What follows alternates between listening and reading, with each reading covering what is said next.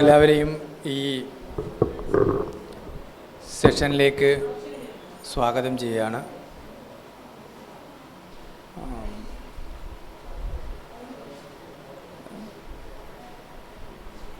Epistemology of writing എന്ന വിഷയമാണ് നമ്മളിന്ന് ചർച്ചക്കെടുക്കുന്നത്. അത്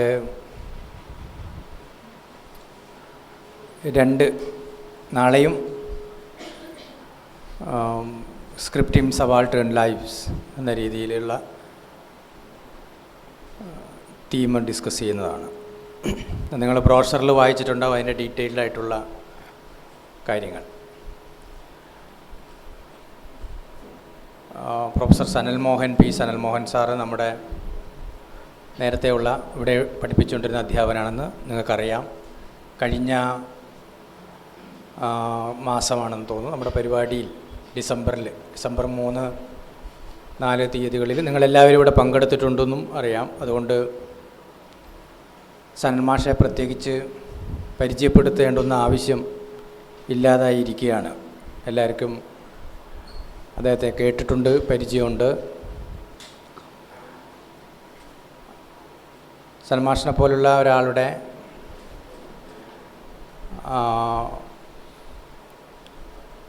പരിചയ സമ്പത്ത്, സ്കൂൾ ഓഫ് സോഷ്യൽ സയൻസ് ഉപയോഗപ്പെടുത്തണം എന്ന ഒരു ധാരണയിലാണ് നമ്മൾ നിരന്തരം സനൽ മാഷെ ഇങ്ങനെ ശല്യപ്പെടുത്തി കൊണ്ടിരിക്കുന്നത്. 2-3 കാര്യങ്ങൾ വളരെ എളുപ്പമായിട്ട് നമ്മുടെ ഭാഗ്യത്തിന് സംഭവിച്ചിട്ടുണ്ട്. ഒന്ന്, അദ്ദേഹം വീട് ഇതിൻ്റെ അടുത്താണ്. അതുകൊണ്ട് തന്നെ ഒരു accessibility to the person is അതൊരു അഡ്വാൻറ്റേജ് ആയിട്ട് നമുക്ക് മാറിയിട്ടുണ്ട്. അതുകൊണ്ടാണ് നമ്മൾ പലപ്പോഴും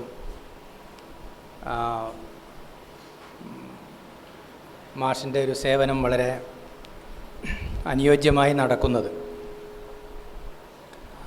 അപ്പോൾ പോലും വ്യത്യസ്തതരം റൈറ്റിങ്സിലൊക്കെ ഇൻവോൾവ് ചെയ്തുകൊണ്ടിരിക്കുകയാണ് മാഷ്. പലതരം ബുക്ക് പ്രോജക്റ്റുകൾ പൈപ്പ് ലൈനിലുണ്ട്. ലേഖനങ്ങൾ അന്തർദേശീയ ജേണലുകളിൽ എഴുതിക്കൊണ്ടിരിക്കുന്ന ഒരാളാണ്. അദ്ദേഹത്തിൻ്റെ തന്നെ വർക്കുകൾ നിങ്ങൾ സ്റ്റോറിൽ പോയി നോക്കിയാൽ, സ്റ്റോർ എല്ലാവരും നോക്കുന്ന ആൾക്കാരാണെന്ന് എനിക്കറിയാം. സ്റ്റോറിൽ പോയി നോക്കിയാൽ ഡോക്ടർ സനൽ മോഹൻ എന്നടുത്ത് നിങ്ങൾക്ക് അദ്ദേഹത്തിൻ്റെ സെമിനലായിട്ടുള്ള വർക്കുകൾ ലഭ്യമാവും. അതോടൊപ്പം തന്നെ ഞാൻ കഴിഞ്ഞ സമയത്ത് പറഞ്ഞതുപോലെ അദ്ദേഹത്തിൻ്റെ മോഡേണിറ്റി ഓഫ് സ്ലേവറി എന്ന പുസ്തകം വളരെ പ്രധാനപ്പെട്ടൊരു പീസ് ഓഫ് നോളജാണ്. അത് നമ്മളെല്ലാവരും പരിചയപ്പെട്ടിട്ടുണ്ട്. നമ്മൾ ക്ലാസ്സിൽ അത് ചർച്ച ചെയ്തിട്ടുണ്ട്. പക്ഷെ അതിൻ്റെ ഓദർ തന്നെ അതിനെപ്പറ്റി പറയുക എന്ന് പറയുന്നത് മറ്റൊരു മനസ്സിലാക്കൽ ആണ്. എന്തായാലും നമ്മുടെ ഒരു വിഷയം നേരത്തെ പറഞ്ഞ പോലെ എപ്പിസ്റ്റമോളജി ഓഫ് റൈറ്റിംഗ് എന്നുള്ളതാണ്. അതിലൊരു സൂചന മാത്രം ഞാൻ നൽകിയിട്ട് ഞാൻ പിന്മാറും. സാറ് ഈ സെഷൻ തുടരും. എന്താണ് ഈ എപ്പിസ്റ്റമോളജി എന്നുള്ളതൊരു പ്രധാന വിഷയമായിട്ട് നമ്മൾ ആലോചിക്കണം. എപ്പിസ്റ്റമോളജി കൺസേൺഡ് അബൌട്ട് നോയിങ് ആണ്. എങ്ങനെയാണ് അറിയുക എന്നുള്ളതാണ്. How to know about certain things. Epistemology always concerned about knowing. That is one point. Second point is how do we check that what we know is actually knowledge? That is also concerned by the epistemology. And the third one is how to make this knowledge in a proper way to convey to the others. അപ്പോൾ epistemology എന്ന് പറഞ്ഞാൽ academic എൻ്റർപ്രൈസസിൽ ഡിസ്കോഴ്സിൽ അത് epistemology concerned about theory സിദ്ധാന്തത്തെപ്പറ്റി അത് കൺസേണാണ്. കോൺസെപ്റ്റ്സിനെ പറ്റി epistemology കൺസേൺഡാണ്. വ്യത്യസ്ത കാര്യം concepts നിങ്ങൾ പഠിച്ചിട്ടുണ്ട്, കോൺസെപ്റ്റ്സ്. അതേപോലെ മെത്തേഡ് എന്നതിനെക്കുറിച്ചും എപ്പിസ്റ്റമോളജി കൺസേൺഡാണ്. അപ്പോൾ എപ്പിസ്റ്റമോളജി ലാർജ്ലി ഈസ് അബൌട്ട് മെത്തഡോളജിയാണ്. അതുകൊണ്ടാണ് മെത്തഡോളജിക്കലാണ് നമ്മുടെ ഡിസ്കഷൻ. അതുകൊണ്ട് തന്നെ അത് MA 4th സെമ്മ് ഡെസർട്ടേഷൻ ആലോചിക്കുന്ന കുട്ടികൾക്ക് വളരെയധികം ഉപയോഗപ്പെടും. PhD ചെയ്യുന്ന കുട്ടികൾക്ക്, സ്വാഭാവികമായിട്ടും സ്കോളേഴ്സിന് റൈറ്റിങ്ങിൻ്റെ നൊയാൻസസിനെ കുറിച്ചുള്ള അതിൻ്റെ ഒരു പരിസരത്തേക്കുള്ള ഒരു യാത്ര നടത്താനും സ്വയം എഴുതിക്കൊണ്ടിരിക്കുന്നതിനെ ഒന്ന് റിഫ്ലക്റ്റ് ചെയ്യാനും അതിൻ്റെ പരിമിതിയും അതിൻ്റെ സ്ട്രെങ്ത്തും ഒക്കെ സ്വയം പരിശോധിക്കാനും സെൽഫ് ക്രിട്ടിക്കലായിട്ട് സെൽഫ് റിഫ്ലെക്സീവായിട്ട് നോക്കാനും ഒക്കെ കഴിയുന്നൊരു സെഷനായിട്ടാണ് നമ്മളിതിനെ കാണുന്നത്. അതുകൊണ്ട് എല്ലാവരും വളരെ സീരിയസ് ആയിട്ട് ഈ റെൻഡറിങ് വളരെ കൃത്യമായി നോട്ട് ചെയ്യുക. അത് നിങ്ങളുടെ റൈറ്റിംഗ് എന്ന് പറഞ്ഞാൽ വെറും റൈറ്റിംഗ് മാത്രമല്ല, നിങ്ങളുടെ ആക്റ്റും പലപ്പോഴും അങ്ങനെയാവും. നിങ്ങളുടെ റൈറ്റിംഗ് ആൻഡ് ആക്ട് ആ രീതിയിൽ ചിട്ടപ്പെടുത്താനും ആലോചിക്കാനും ഒക്കെ ആയിട്ട് ഉള്ളൊരു സെഷനാണ് ഇത്. അതുകൊണ്ട് I welcome all of you. At the same time, I also make remarks for the faculty of the School of Social Sciences. Dr. Abhilash Babu is here, and others, the office and others. They were very helpful to organize such an event like this, and we hope to organize to continue this kind of debate. We hope to organize many more discussions, and with this note I invite Professor Sanal Mohan sir to take on the proceedings. Thank you.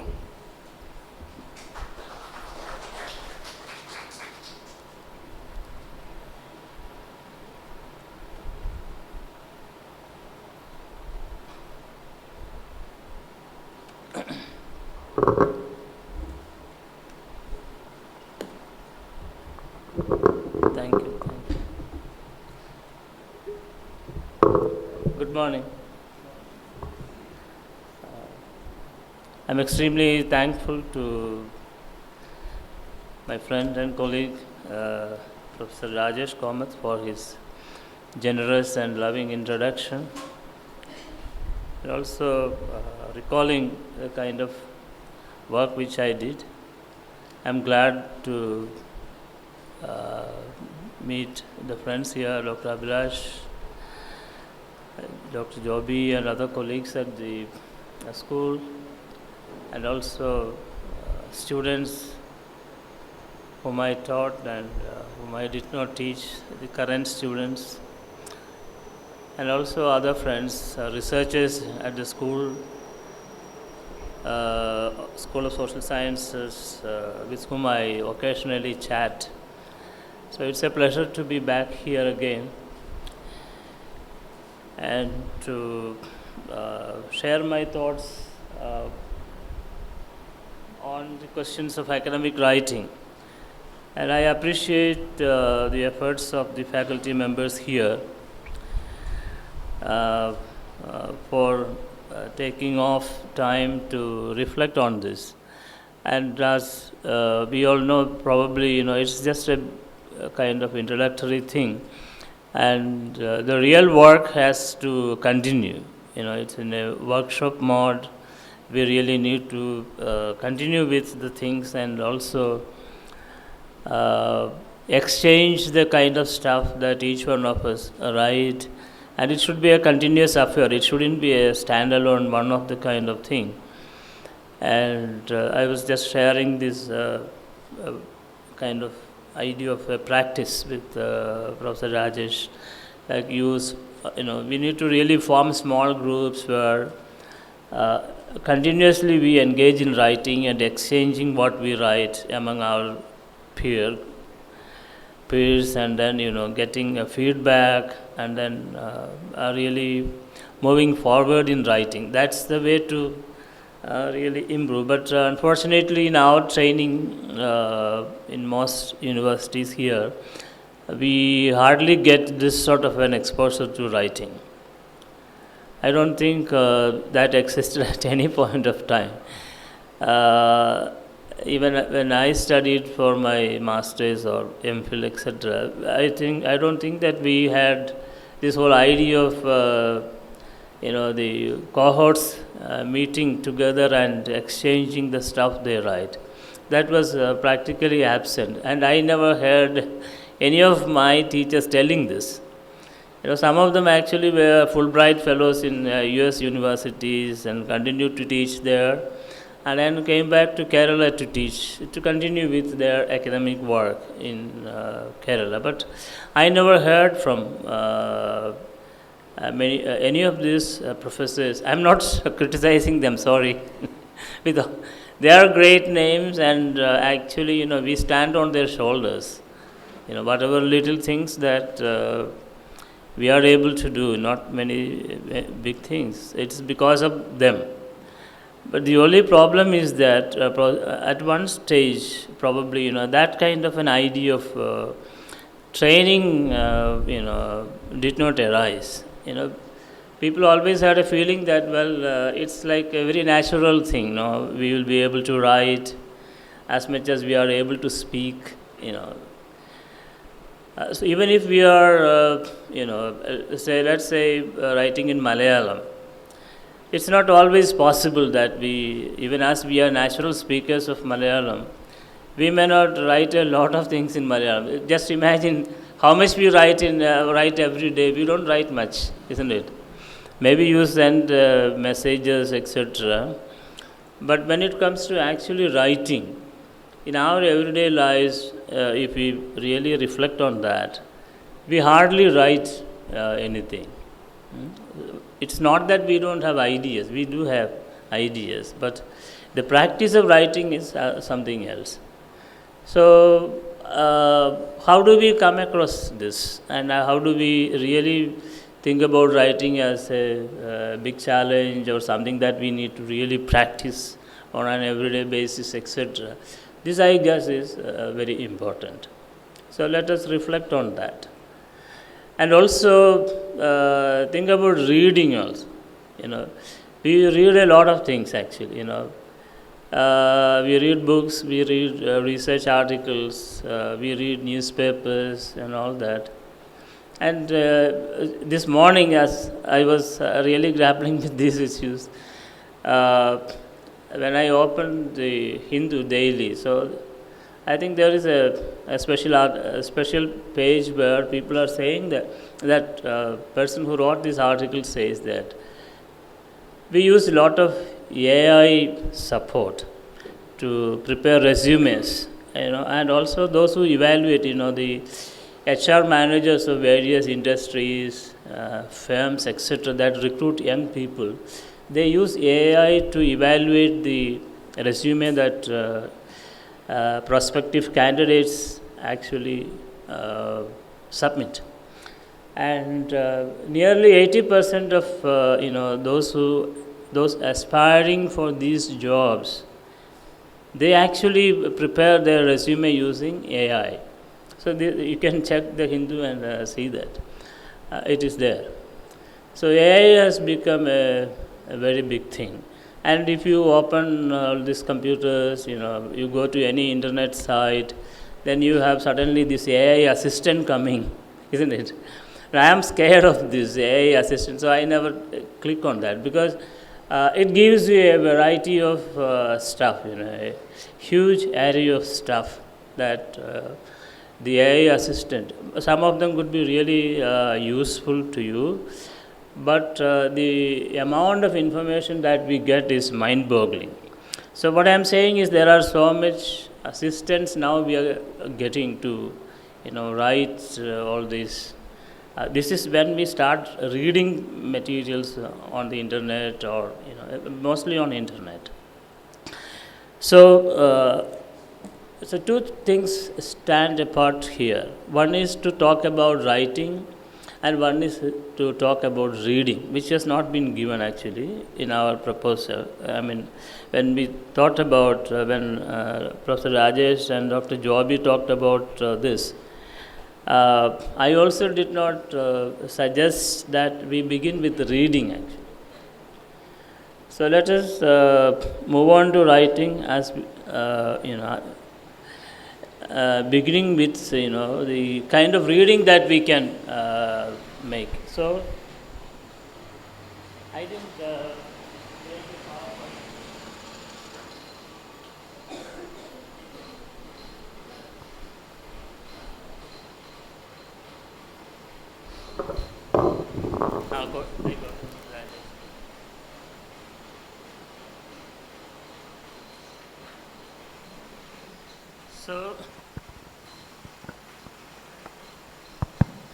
So let's think about the ways in which we can start our academic work.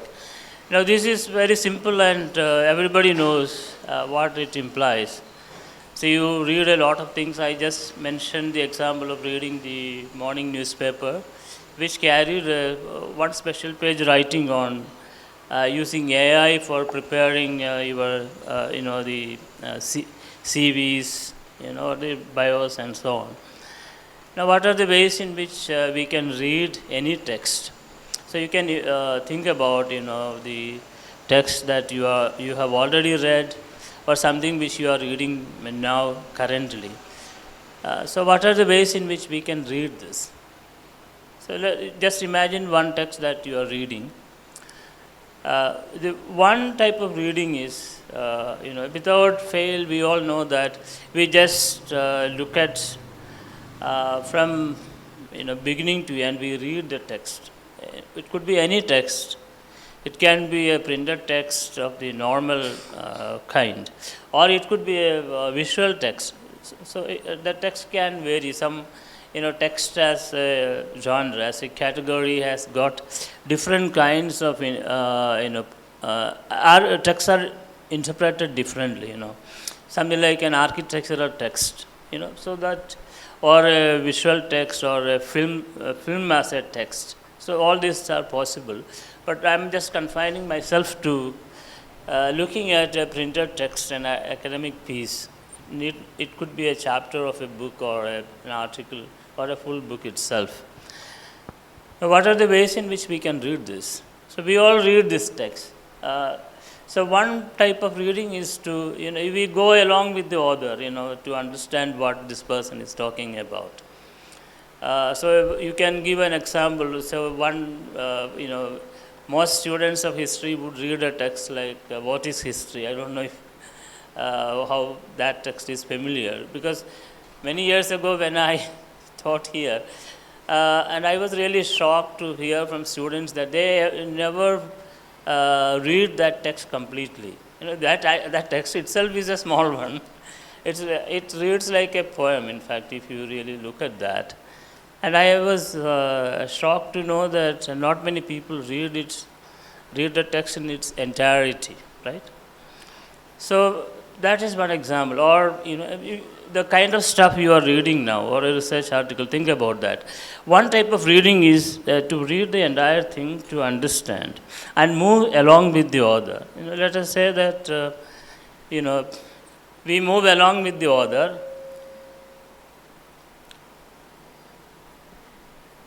Along with the author to understand what this person is saying. We don't develop any opposition. That is the next stage, or some of these are familiar to you, like reading against the grain. I'm sure that this is nothing new when I say this. We just read the text to move along with the author to understand. We are not developing any critical reading. The next stage is, you read critically, read against the grain. Against the grain means, a grain of a text is, the rough edges that are there, and you feel with your hands. It's almost like when you have this surface of a wood, if you look very closely, you see the grains over this. Grains are the substance with which the texture of this wood is created.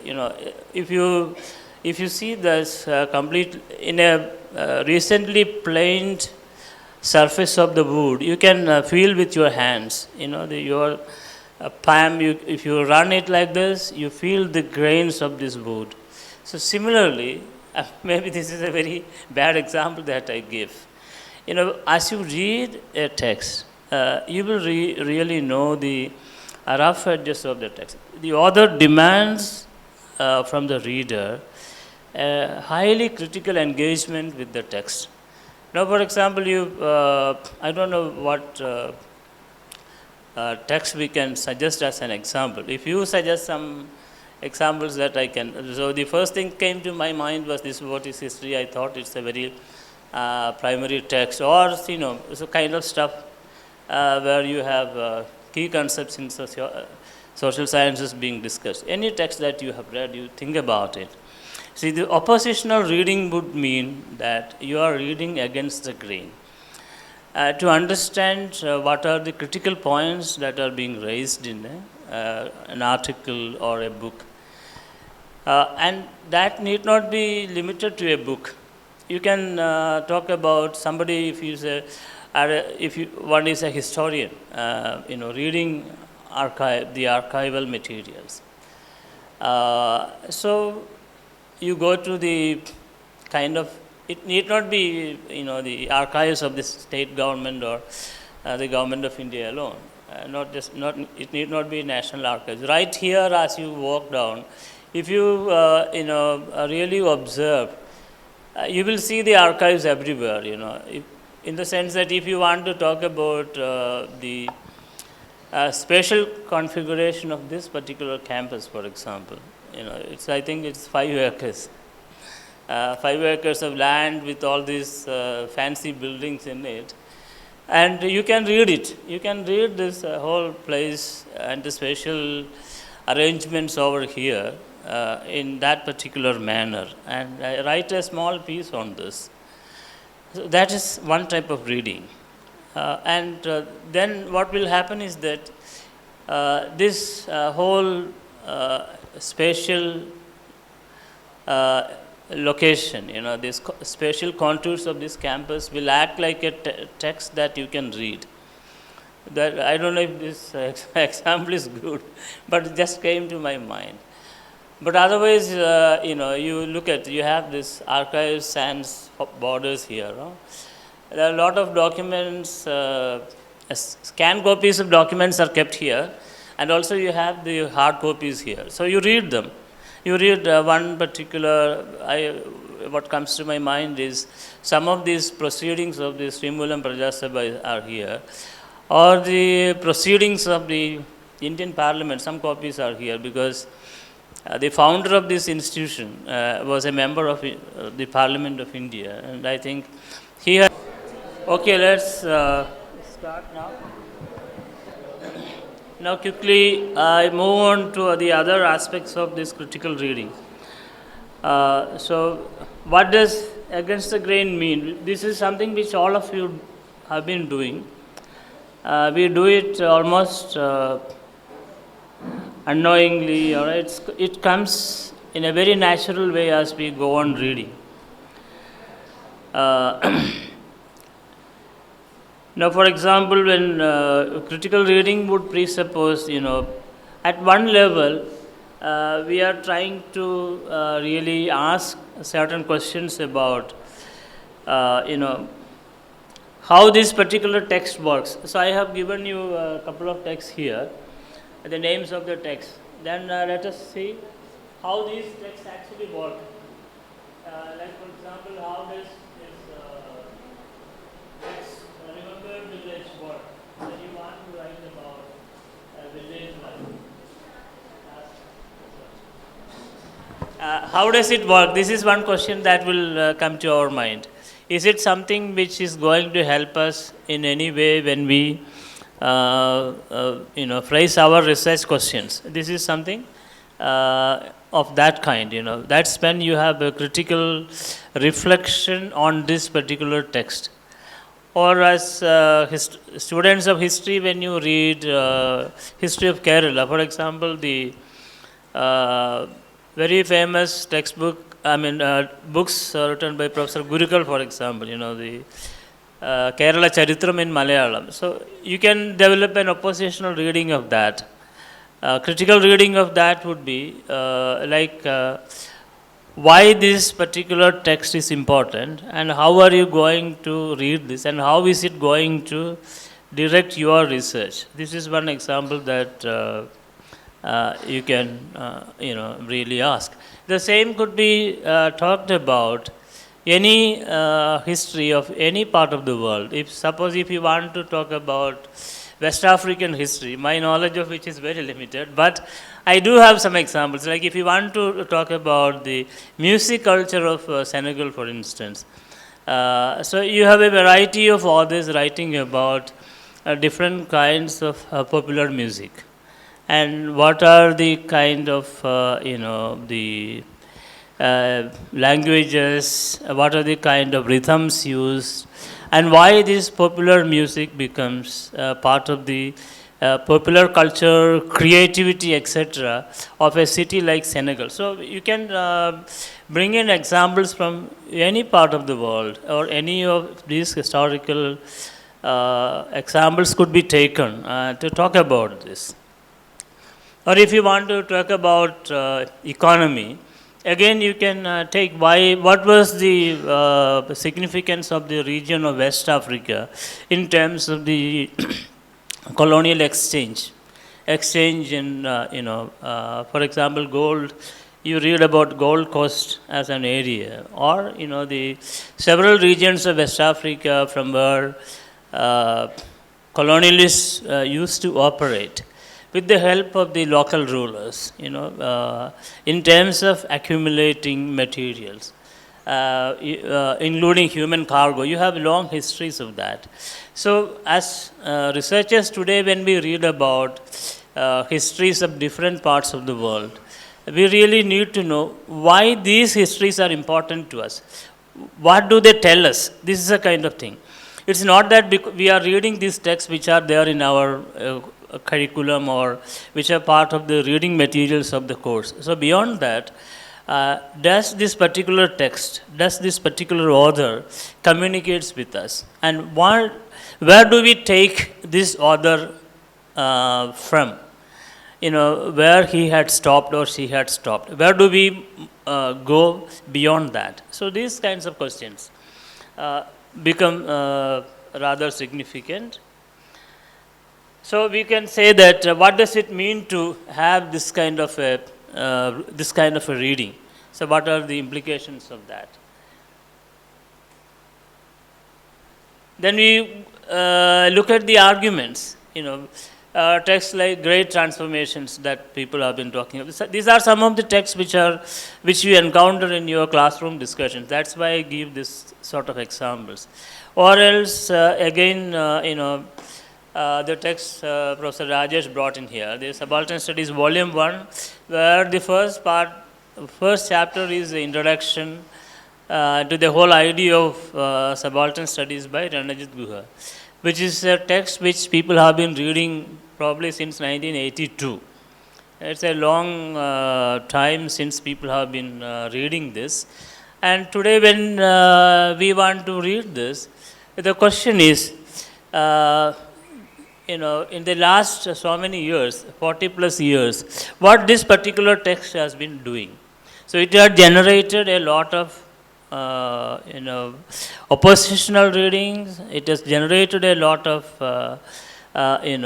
along the grain reading, or along with the other reading, or this is a text which people used to skim for ideas.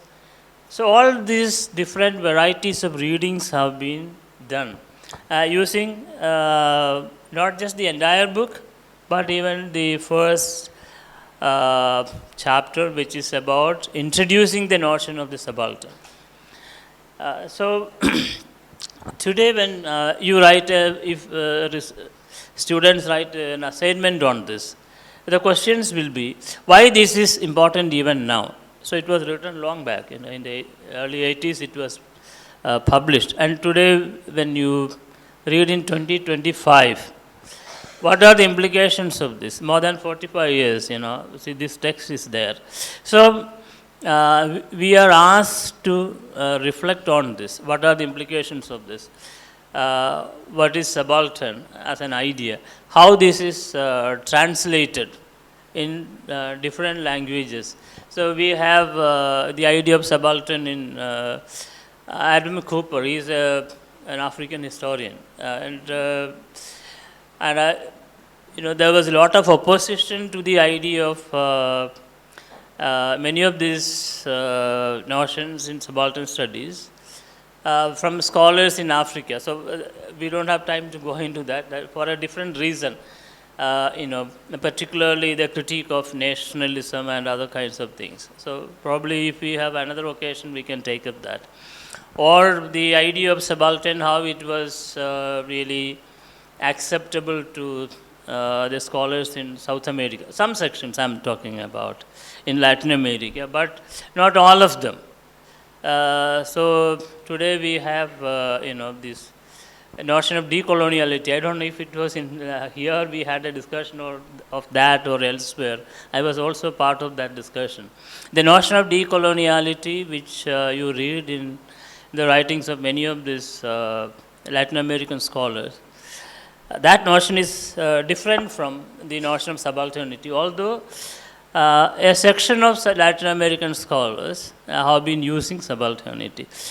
And now within India also, we know there are oppositions to that and there are acceptance of that. So if you take the way in which one idea has traveled, this is one form of reading to follow how an idea has traveled.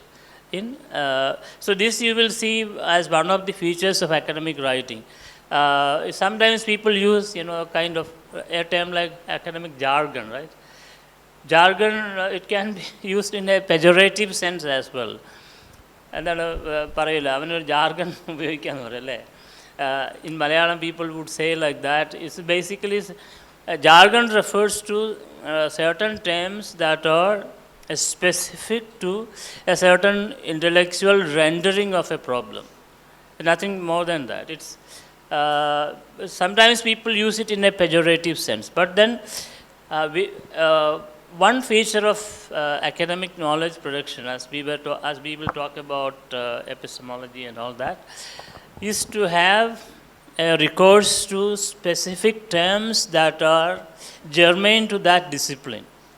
Like, for example, you use a term like class, you use a term like social stratification, and think about all this, many other terms that are specific to a discipline that we use in writing, which ultimately creates knowledge in that area. So we cannot do this without these terms, without these concepts, terminologies, and so on. So therefore, when you read it, when you read the text, after so many years of its publication, then you see that that particular term, in this case subaltern or subalternity, had given rise to an array of discourses, discussions, critiques, and so on. So much so that we know today that it had become part of this academic kind of language. So the readings that I have just mentioned here are significant to really tell us about how do we do this. So this is the point. Now this will be followed by, so I'm not, the other things are by now familiar to you. So basically, we really need to look at the pattern of a text. Now if you imagine any of these texts or things that you are reading today, how do we understand it? Even if a research article we are using for teaching in a classroom or for our own, academic research purposes, really need to look at the text and then see how we are going to, say for example, talk about the patterns of this text. Now, if it is a thesis or something like that, it will be divided into different chapters, and these chapters are interconnected, etc., etc. Now, what are the other kinds of patterns that can emerge? So, there is a back and forth movement. Like, for example, if you want to look at transformation of a tribal community, and you are reading something which you already wrote or which is available as published material. You want to know how, in most of such studies, you find, change as a significant point. Social change or economic change, educational changes, etc., etc. So different kinds of. So ultimately, you talk about the transformation of a particular society or a region and so on. So let us see if such a study provides a certain kind of pattern for us to understand. So the oppositional reading will demand that we identify those patterns. What are the patterns? This is nothing new which you have been doing, but you really need to be aware of the ways in which we do that.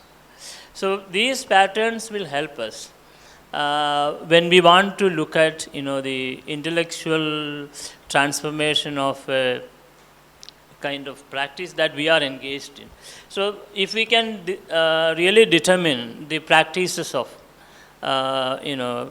understanding these patterns, then that will help us in our own writing. Because for instance, if we want to write a paragraph, we begin with what technically people refer to as a topic sentence.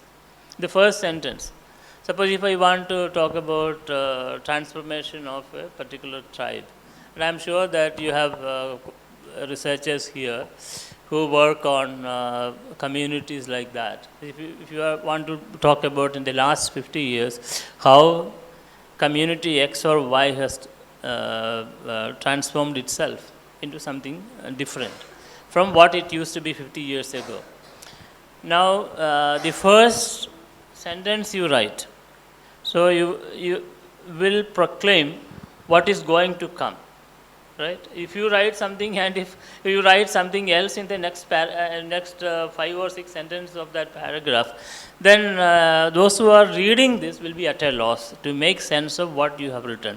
So generally, those who teach us how to write, they will tell us that, look, the first sentence that you are writing could be identified as a topic sentence.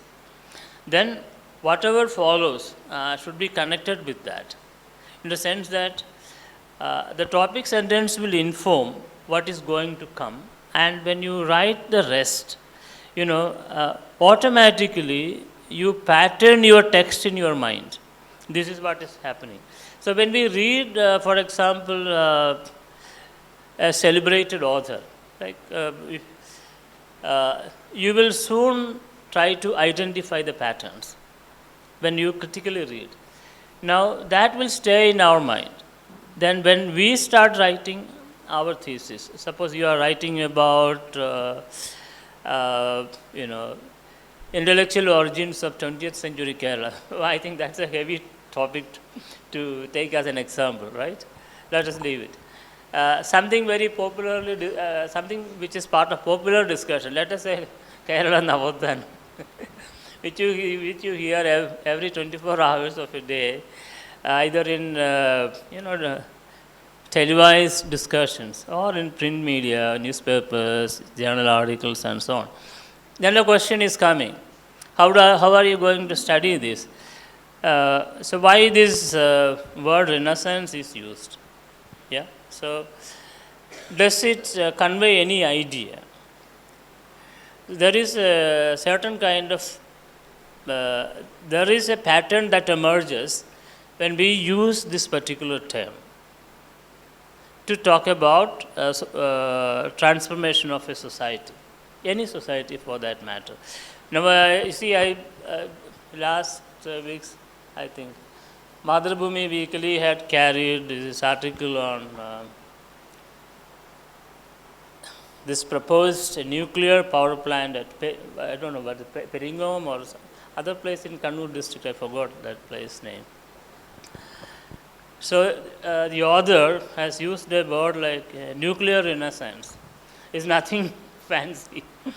Nuclear renaissance just means that there is a kind of policy revival of these proposals to have nuclear power plant, and there is a lot of what I can say support for this idea of establishing nuclear power plant. But when it is explained in an article, I think this is already there in circles that are supporting nuclear energy in India. So there is a revival of this, and people have been saying that it is important. So that's why this whole notion of renaissance is used, not for any great transformation, but to say that, well, there is a support for the idea of establishing a nuclear power plant. Now, but here to qualify that, you have this it's not a mere adjective that is used, a very deadly thing, to bring in this notion of renaissance, which is always thought of as positive, to talk about nuclear energy, which has a lot of problems.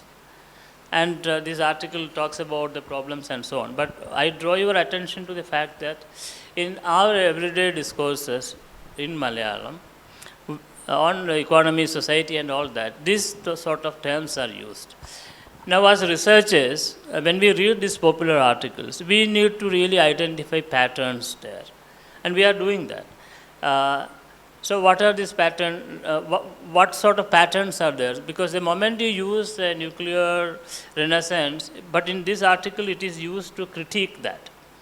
But if it is used in a government document, always it is there to support this whole idea of establishing a nuclear power plant. Now, what I want to draw your attention to is the fact that we need to think about the patterns that are emerging when we read some text. Now, let us read our own text, the article that you are writing or the assignment that you are writing, etc. Then that will demand us to think, again, the term is self-reflexively. Don't forget that. The patterns that we create to express our idea. Suppose if I want to talk about social stratification or social classes, these are two different notions. Social classes, social stratification, or social change, or you can all name such concepts that we use in explaining social phenomena. And definitely patterns will emerge. Or let us say many terms that we use today, neoliberalism or globalization, and you name these categories, you have them there. You have the patterns emerging. Why certain things are communicated? Why a particular thing is communicated when you talk about neoliberalism? What is neoliberalism? Suppose if we all try to define what is neoliberalism. Neoliberalism is nothing new. It has been there for a long time. So it is, if you translate further, if you explicate it further, so it would mean that a new form of liberalism. Actually, there is no liberalism in it at all. It always shows dislike for liberalism. It actually talks about the huge, what I can say, the steamroller of capital across the nation states. And it is nothing liberal in its social features. It is, something like political conservatism that is being bred, and that you see in the US happening now. So it is all highly perverse kind of conservatism which is being traded as liberalism. That's what neoliberalism, and this is far away from what the liberal political thinkers used to talk about in the 17th century. So even if we go historically, and not to speak of the critical liberal thinking that we have in the 20th century. So therefore today when we talk about these sort of things, anything that we talk about, we are supposed to identify the patterns. And that will help us when we write something. Suppose if you are writing about, I don't know what are the themes that the students here are talking about. The other thing which I know Kirtana is engaged in writing on Adivasi communities, because we had this discussion long back. So such people whom I had occasion to talk about. But I request others to think about the themes that all of you are engaged in and see whether you can identify patterns as you develop. So that is what will allow us ultimately to create new knowledge.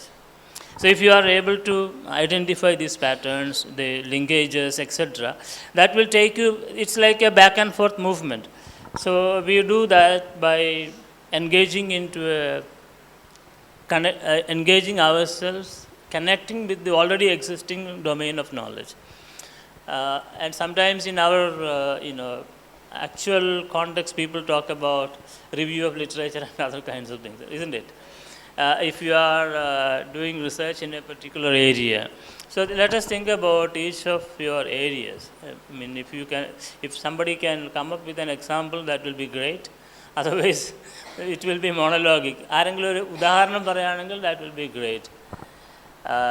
So can you suggest some examples from your research or the kind of work that you are doing now?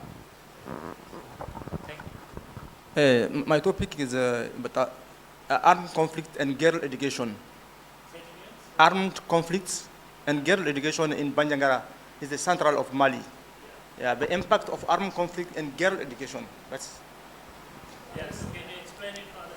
Just talk to the mic. Yeah, but when NATO bombarded Libya, some terrorist group come in the North Mali, and they start to attack a school.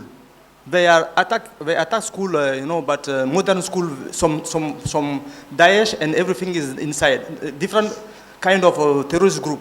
They attack the school, and now someone dislike girl education, but by force, girl cannot mix two students, man and girl.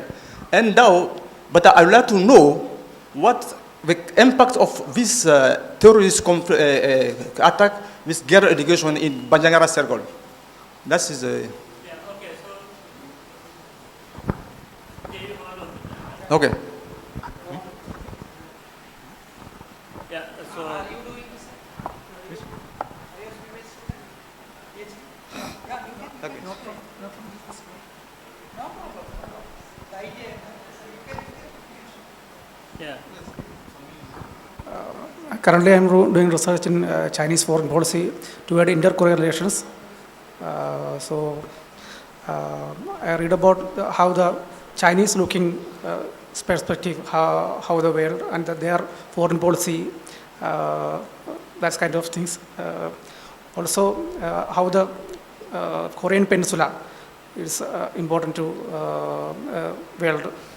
How the create the strategic shift. Use your mic properly. Hold.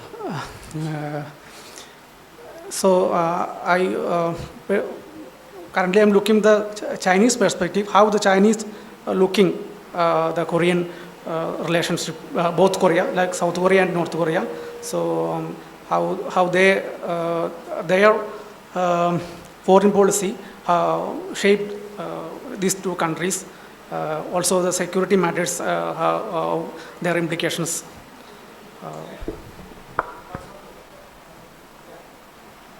Okay, so let's just hold on. Let's return to the two examples. Like you have here the the West African case of women's education, right? That's what you were talking about, and the structural kind of problems of politics over there, and then opposition to this happening. So you have a larger picture of society there, and I think similar kind of things you find probably in Nigeria, where you have this Boko Haram problem. Yeah, exactly, yes.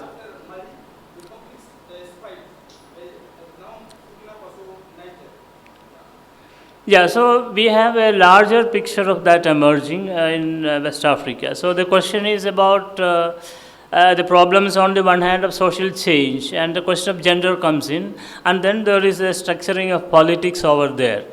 Now, if these 3 points are acceptable to what he has, I mean, as part of what he has explicated now, for us researchers, what we are trying to identify as part of the research problem here could be to see what are the patterns that are emerging. So my very limited understanding of West African kind of histories and so on, through some of my colleagues from that part of the world and through their writings. So it has a very long history of the different kinds of conflicts and all that.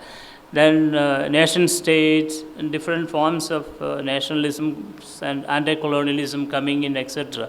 So it's a very complex kind of thing. So the challenge before a researcher could be to identify the patterns and then look at how this is in certain ways similar to conflicts in many other parts of the world. So you see, there are several things very specific to the case of Mali, the West African state. But then as we move forward, we find that many other things are common to many of the post-colonial societies. Particularly, I think this whole idea of a post-colony, that's the term which would be used in the African context, which I think is this is part of another debate also, which probably is much more promising than post-colonialism in the Anglo-American and Indian context that we use. So there is a debate of that kind. Well, the question here is to identify the patterns that as social scientists we are able to, to really say identify here. So we need to identify that and then engage with it. Now, this is something that I think that has come out from his intervention. And the second one about the the Chinese and the Korean case. So we know that these are places where, I mean, my response is based on my reading of the newspapers. I'm not a specialist in foreign policy, so but yet on an everyday basis we consume a great deal of news items where these 3 nation states come in. China, for instance, supportive of North Korea. And then, of course, we have this endemic rivalry between North and South Koreas. So there is a certain kind of pattern emerging now because it is a very volatile situation as far as geopolitics is concerned. Then we have large numbers of North Korean soldiers fighting for Russia in the war with Ukraine and so on. So we all read this in international newspapers, news portals, and even Indian language newspapers carry all these news items. So it becomes very difficult what the North Korean states ultimately wants. We don't know. I do not know because I'm not a specialist in that area. Sometimes it verges on a certain kind of madness if we put it like that, because there is no end to the kind of conflicts that are emerging. And the case of South Korea is not good at all now because of this kind of policies that President had tried to really articulate. And he wanted to have this internal emergency and all that and assume power, etc. But then democracy struck back, and now presidents, I think it was president who declared emergency, right? And now he is at a loss. So these are very volatile kind of situations as far as the internal political affairs of South Korea is concerned.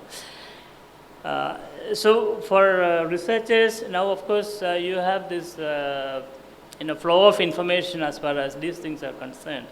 And you are able to identify a lot of patterns emerging. One is why there was a backlash to democratic institutions in South Korea, whereas in the North, hardly anyone ever imagines that any kind of democracy could exist.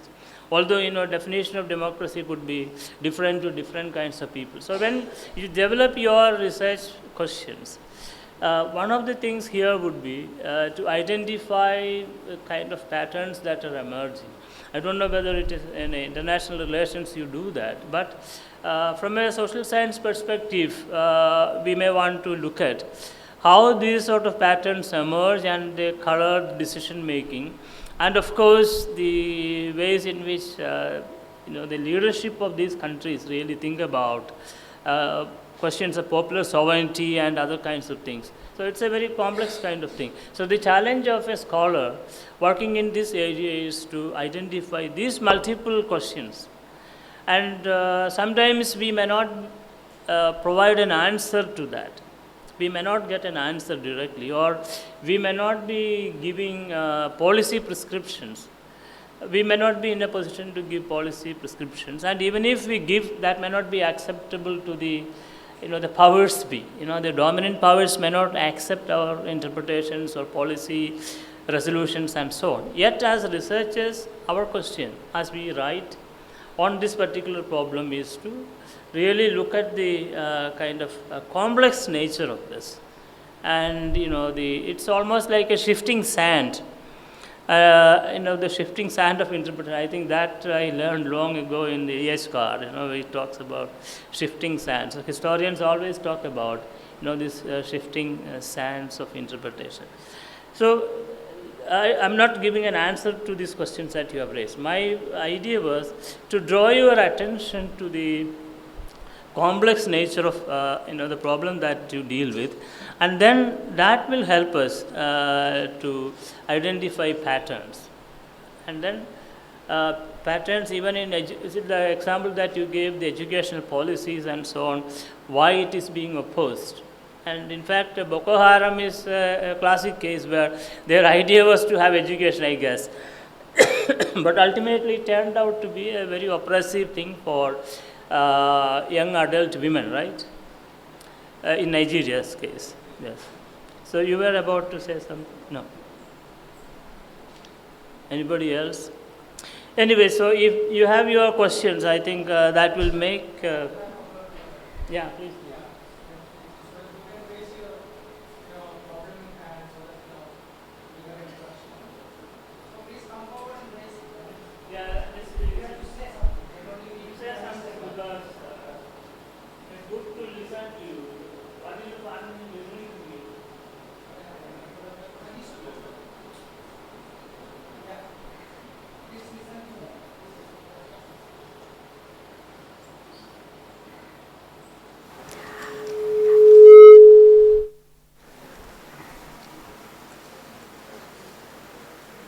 My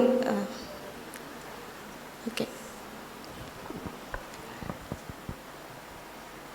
So my research topic broadly on the domain of gender and climate change, and I will be gender and climate change. Okay, and I will be looking on the microscopic level, that is based on Kerala studies. So I will be looking on the flood experience of the Kerala woman.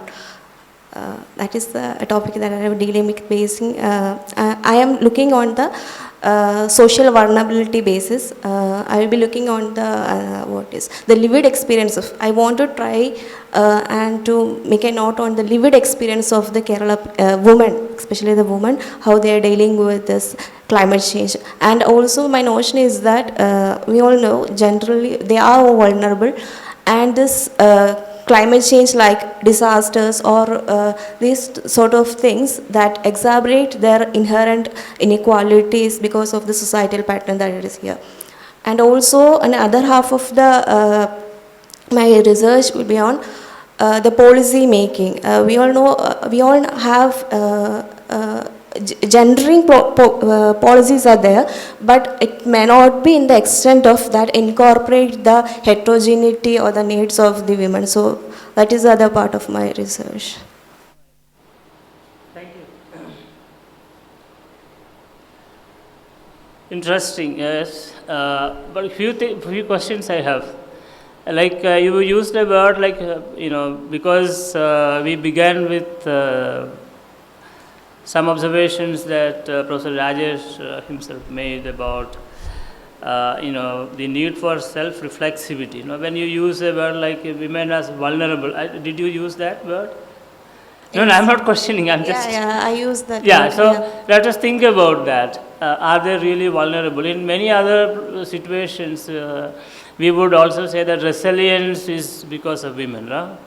We do that also. Sometimes, I have come across examples, which I am sure that you also would have come across examples of, resilience, the spirit of resilience that women have, sustaining communities, right? So there are a lot of narratives of that kind, how strong women had been. Historians have done such works. And I think probably, you have people in this group itself, probably who had worked on similar themes, the ways in which women can really provide sustenance to the community.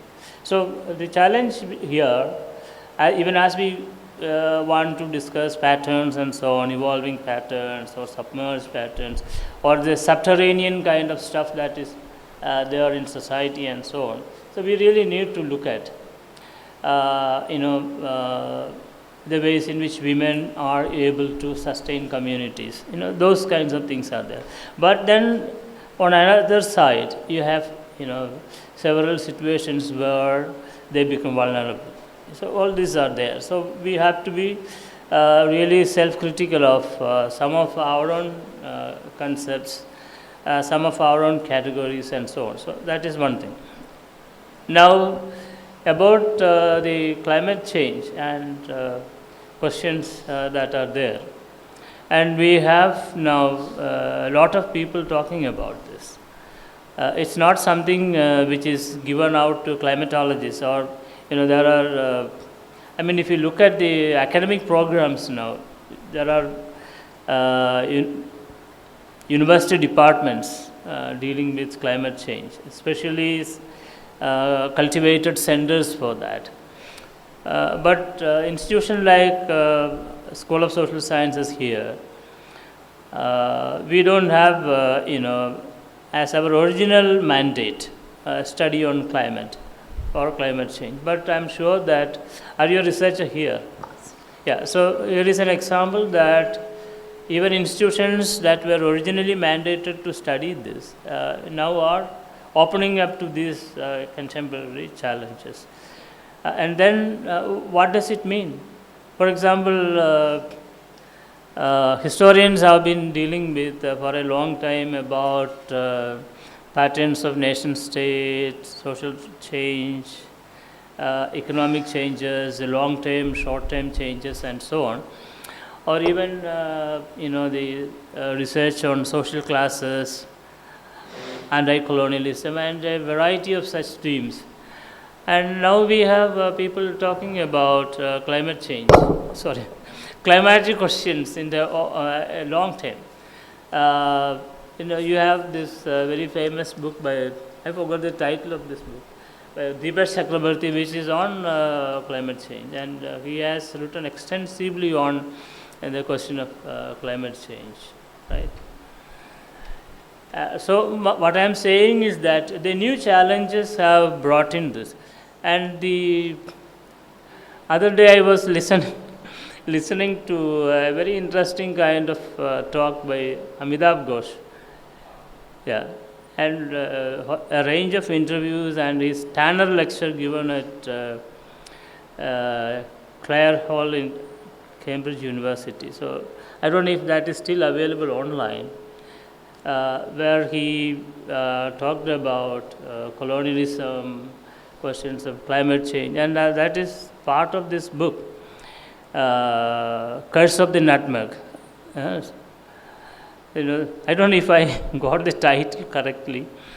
It's all about, the colonialism and plunder of Indonesia, the cultivation of nutmeg and all that, So we have this whole histories of,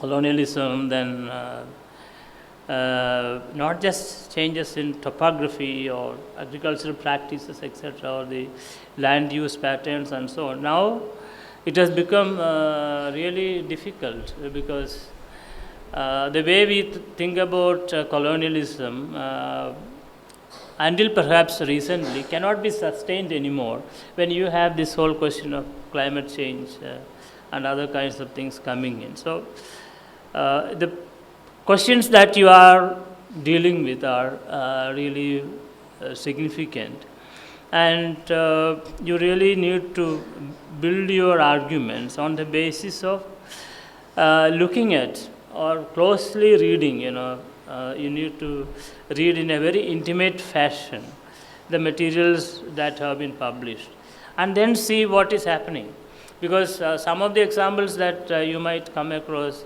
need not be about India, or even I think among the Indian scholars and writers, I think Amitav Ghosh is a good example.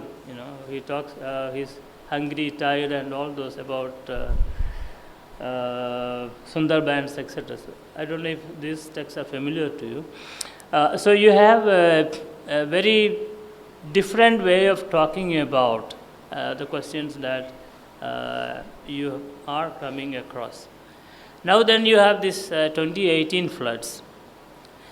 Now we also did some work during that time, and we published a small report. That's when I was still here. And then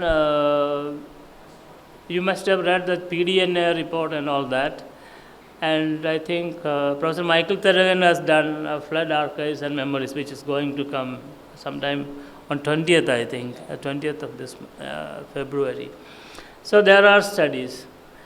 And we have also have come across a kind of pattern that you identified. Quote unquote vulnerabilities of classes, genders, etc., being reproduced. So it's really significant, to bring in all this on our table and look at how we can really write about this. And here writing becomes very important because people have been writing about disasters, and now possibly in the last few years we have a great many stuff being published on sort of extreme climatic events. And I think one book which I'm just giving this example, that title is Lavel, which is about the destruction in the wake of the massive earthquake that shook Haiti, kind of the Caribbean island. And since the publication of that book, so there are so many books actually. There are so many books published on this sort of issues. But I think we have some friends here who worked on the Bhuj earthquake in Gujarat. That was long back, and similar kind of things, and see how this sort of natural disasters or the natural events, in extreme natural events, have created problems. And I think we really look at what sort of patterns emerging, the failure of governments, and in fact I think most studies in the context of US in the wake of Katrina, that was I think 2006 or 5, I forgot, because I know a historian who worked on that event, after Katrina, and how disastrous it was for the black people there. So we have a range of such researchers by those specializing in climate change, by people who are doing historical research, sociological research, and so on. So many of them really come out with the patterns of race, class, and so on. And in fact, some of the stuff I was also reading in the context of the recent wildfire in Los Angeles. Yeah, so you know that Altadena, that was mostly the black neighborhood, which was affected very badly, and some long narratives of the survivors, which were, I don't know if you have read these kinds of things. വായിച്ചിട്ടുണ്ടോ അത്? ഇല്ലെങ്കിൽ കുഴപ്പമൊന്നുമില്ല. There are many things which are there, but I am just saying this because you are working in the same area. You will see that I read this on the website of the CNN International. It's a very long article on what had happened to them. Altadena is a place which was developed by the black people there, which was really an interesting narrative of how people were crossing the borders set by race and class, and they lost most of the things. But then it was very difficult to get. They don't expect much government help also, because even if the government help comes in, it might. They are saying that it would be very difficult to resurrect those communities. So, but I'm drawing your attention to these things to show that there are many ways in which you can really narrate this. So, what is the social science import of this? This is a whole thing. See, you have 3-4 examples now we have taken here from different parts of the world. Then you have this Aya problem, and then you have this classification of the studies. Now, let us think about this. What are the connecting links? Are there any connecting links? Because these are 3 or 4 very diverse kind of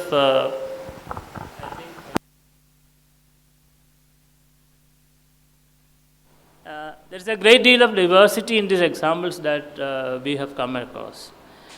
Now, what are there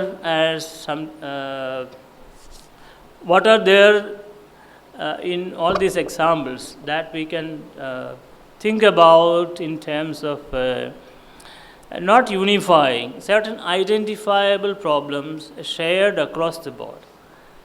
Are there anything that we share across the board? That is the challenge of writing, actually. So when you write on this, even as you are writing about Kerala, this is my submission.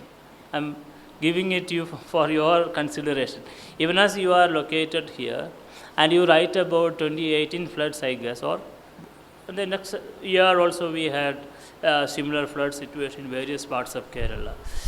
How are we going to account for these sort of things that had happened in Kerala in the context of the larger issues of extreme climatic events that have happened in many other parts of the world? So when you analyze this, then you find that a lot of patterns emerge.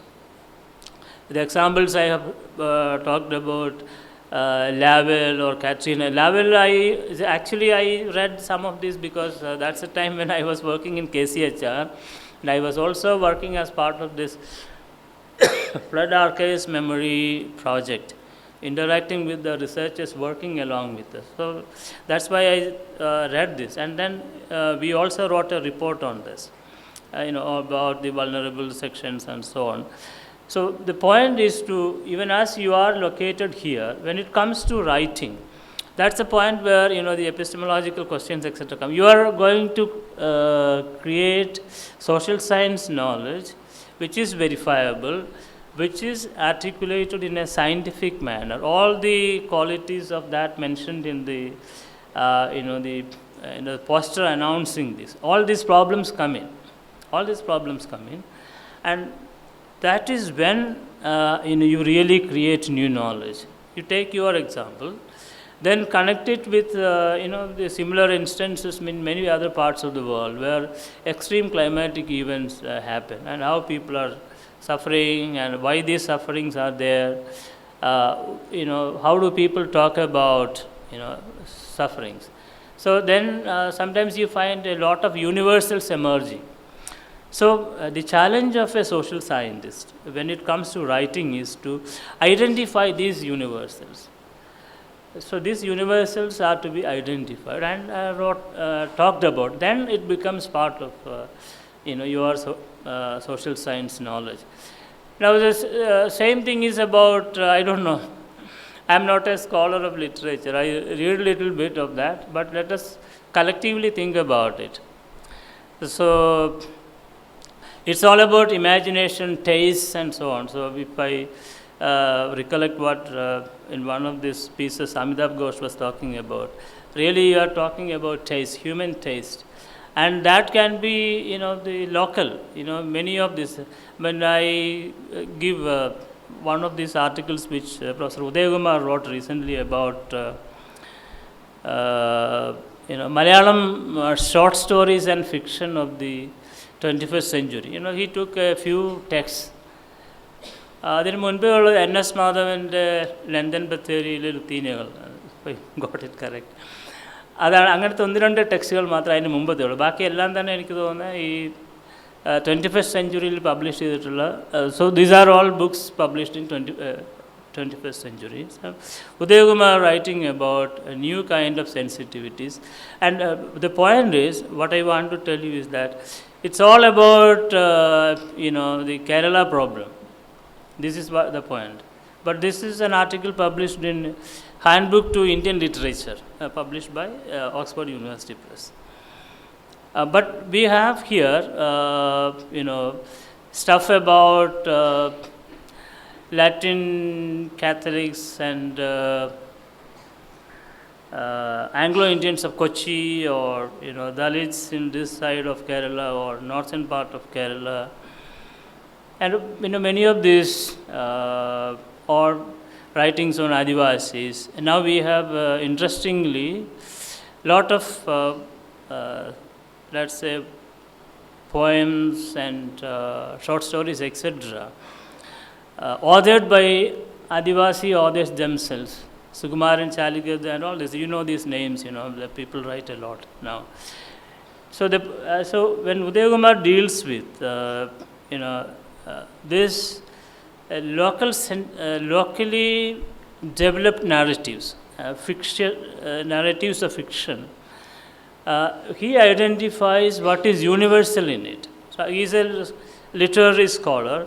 So the challenge for us in social sciences, so that will take us to another debate, how much fiction is there in social sciences and how much facts are there. So that we can also discuss when you talk about ethnography or any narrative, including history, for example. So I'm reading some very leading historians of India now. I just shared my reflections with my friend Rajesh this morning. So you find how historians have been developing. So how much is the element of fiction? Because you cannot write a short story as history. See, if I write tomorrow, I will not write, but anyway, let us imagine if I write a short story and I say that, look, this is history, you will laugh at me, You will say that this is not history at all. But then when it comes to really explaining history, the way you use language, you play with words, you play with phrases, you play your imagination out, then there is a certain space for imagination coming in. But that imagination, as far as historian is concerned, is controlled by the sources. We will do that. So we refer to this archival thing, or the sources that we depend on to write history or ethnography. We can debate this, So a historian cannot go with a flight of imagination beyond the limits that is allowed by the sources. Okay, so this is actually a contestable point I have just mentioned. Now, going back to this, so why I mentioned Uday Kumar's this particular article is to draw your attention to the fact that even as we are talking about local taste, quoting Amitabh Ghosh, I am saying, these local tastes will merge with whatever is global or supranational, national, etc. Because these are human experience. That is where we have this, conviviality coming in. Now we can ask the question, like, are we building a larger meta-narrative or what, the other kinds of stuff which we have been suspicious of. But the point is, as human experience, any experience in any part of the world should be communicated to another society, another person of another time, in any other part of the world. That is why we find common cause with this West African example of education, social change, and the role of state and non-state agencies, alongside the kind of stuff that you talk about Kerala, or the IR scholars will talk about, the geopolitical kind of thing. So there is certain kind of human stuff involved in all this, something that can move humans. Now, that's a point where we really create credible social science knowledge. And now this social science knowledge, as in the case of a literary scholar writing about the Malayalam literary texts, developing this agenda of human reflexivity. So same is the challenge of historian. Same is the challenge of social scientists of any kind, to develop a certain kind of narrative. I cannot talk about economists because I'm not trained in economics, but I know that economics is not outside the realm of fiction. Fiction is very economics. The biggest fiction is that we are going to be developed like America by 2040 or so. That, I think, is the biggest fiction which is yet to take place. So, because I have seen a little bit of America, and I know that at no stretch of imagination by 2040, India is going to be like that. It's a kind of, debatable thing. So, economists are not outside, the realm of imagination. It plays around this whole question of imagination and fiction. So, therefore, in social sciences, we have this element of fiction, but I'm not saying it in a derogatory sense. In a positive sense, we have this. Okay, so our challenge here had been, like a literary scholar is talking about this universality, showing up this universality as developing in our local context, and then comparing it with something elsewhere, or something that could be global in terms of appreciation. And I think, I will stay. So you have this interesting kind of ideas that have come out of our interaction, where our young researchers are trying to develop their research problems. And I'm sure that as we go on writing, and the epistemological kind of things, that epistemological protocols that you want to really observe in terms of creating new knowledge, that's a point where actually we can create new knowledge. And always remember the fact that wherever you are based is not a question. Whether you,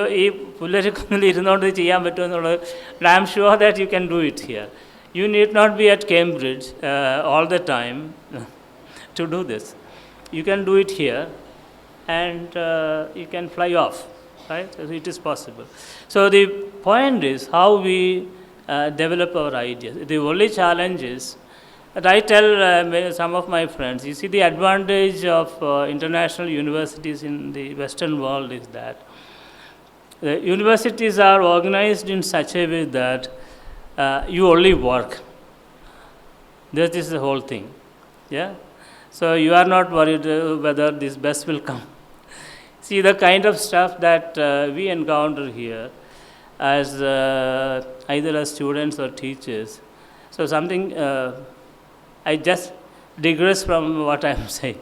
So something which I never liked was to go to Adirampura. When I was here for 30 plus years, something that I always disliked was to go to the main campus, because I always wanted to be here doing my stuff here. But then there was a time when we had to go there for salaries and all that, until this, the whole electronic stuff came in.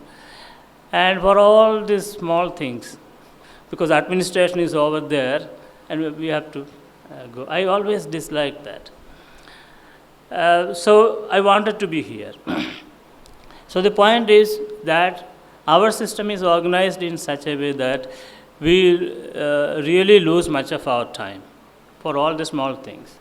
So the Western universities are organized in such a way that, once you are there, you are given an identity card. And in some universities, it even works as a bank card.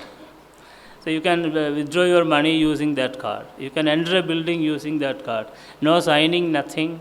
There is nobody to impose things on you. So libraries are open all the time, and you can enter and exit. It is all electronically managed, and it is absolutely supportive of research. So all the time.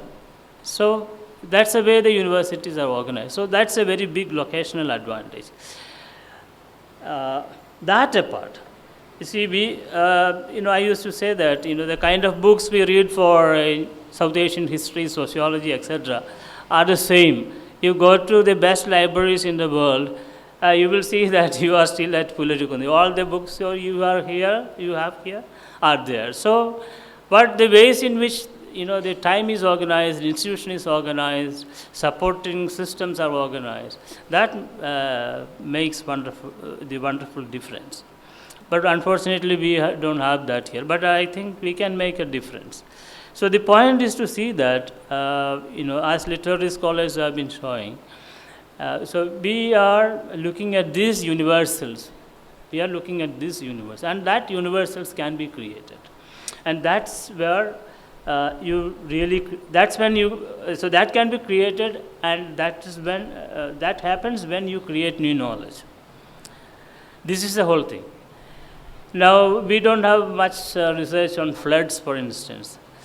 Floods of this kind, but of course we know there was a student, I forgot her name, who did that on 24 floods, which was, I think, an MPhil level study done here.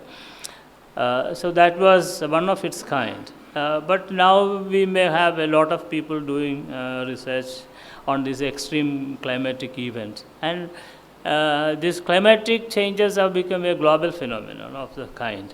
So therefore, the kind of research that you are able to, it has a potential to evolve as a globally acclaimed kind of research. The problem is, how you read, how you reflect on this, how you are able to identify the patterns, and how you are able to write this. So that technical aspect of it is something that we now turn to. Now, as I shared this idea with my esteemed colleague Rajesh, I said, it could be done on a workshop mode. It has to be done on a workshop mode, not as something in a lecture kind of mode that we have to do. That cannot be done like that. It's basically how we develop a theme. So if you want to write a paragraph, let us see what are the ways in which this can be done. Now, it is not a very easy thing. That's what I said. How I asked a question, how much we write now. We don't write much, I told you. But there was a time when people used to write a lot. This is an example. I don't know if I ever said similar examples in a few lectures I gave earlier. There was a time, so I actually was interested, and I suggested some students that to do an MPhil level project, basically, to study this habit of letter writing. I used to give this example also. In villages, I don't know if it is still there, people used to keep all this, excuse me if I have given this example in this class earlier. They used to keep all the letters, actually tag, actually stamped to a kind of a small iron rod. Yeah, so people used to do it like that. So actually, as part of some research, I requested one of my colleagues, he's now a famous historian, Vinal, to collect all these letters wherever he went for this sort of field work, and he collected a lot of them. And we have these, some nearly 100 and plus letters from different individuals we collected. So the idea was to write, because these are really very private kind of correspondence, and it becomes very difficult to, come out with that. But what we can do is to, as we said, identify patterns.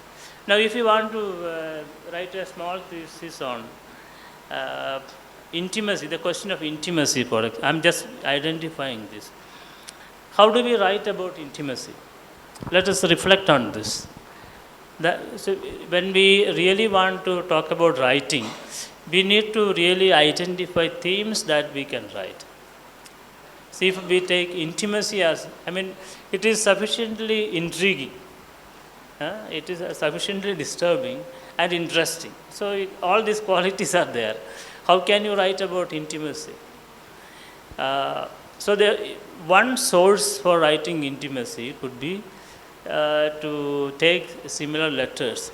And I gave this example requesting students to think about how these days nobody writes letters, that is the whole thing. When you want to write a letter to your parents elsewhere, now because of all these mobile phones and all that, we hardly write any letters. How do we write letters, and what are the ways in addressing the elders, addressing your parents, sisters, brothers, and so on? What is the narrative structure of this letter? How do we begin? You cannot just say that, please send me some money. Can you say that? Suppose you are writing for some money back home. You cannot straight say that, please, not even please, send me some money. So can we write like that? You cannot, nobody can do that. So there is a certain way of narrating the whole thing, what you have been doing here, etc. And some letters are written so beautifully that people narrate all this. So if you have ever chance to read all these old letters, sometimes you have these letters published as books and so on. Then you see this. So I had this is a very private kind of conversation in which I am just saying this, not for reproduction. Long back I was in communication with somebody who was in prison. So that's very different story how I came across that. And he used to write to me very beautiful letters, extremely beautiful letters. And then some of my friends saw this. And once we read in newspapers that this guy had broken the jail and escaped. And then my friends came and told me that, look, you have to be careful. You destroy these letters. It's a sure way for police to come in search of you if they know that these letters. Because when you send some letters from the prison, say actually they note down the address to whom this is sent and all that. So the point is that the person who wrote to me, he had a lot of time in prison and he wrote so much beautiful letters, extremely good Malayalam and a very flowery language and writing about all these things.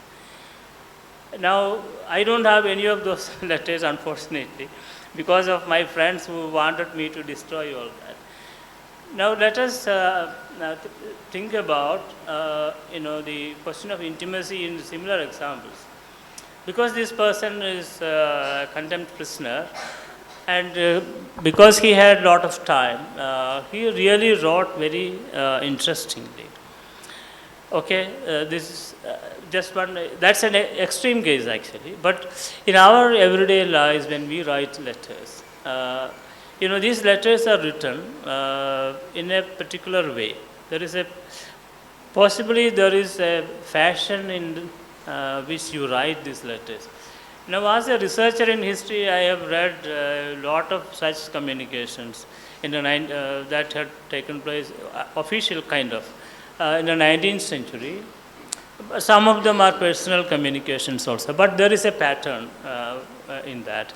So, issues related to the institutions of which they are part of, plus personal intimate questions are also discussed. Now suppose if you want to write something on the growth of the question of intimacy in Malayalam speaking area or in Kerala, some region, I think one major source is these private letters. Suppose if you want to write about the question of intimacy in 20th century Kerala. And I think it's a good theme for research. Yeah, so what are the kind of sources? And what are the sources that you can use? This is one major source, right? These letters. And see how you will explain certain things to your parents. What is happening in colleges and so on. So, very beautifully written, similar letters. You can retrieve them. Sometimes if you have old letters kept in your home, keep them. Or in your neighborhood, if still there are letters, request them to give it to you and read them and see the language of intimacy, how they have been developing and so on. And so the thing is, you have a new theme to write up. But this is not, that is my sad part of the story. So one day when I discussed this, one of my friends said, look, what are you saying? There is already an article published in Past and Present. I forgot this person's name, an Indian scholar. It's a very interesting piece published only a few years ago. Maybe just before Corona, I guess. So people have been thinking about this. But I don't think so far any thesis has been written on Kerala. I haven't come across any.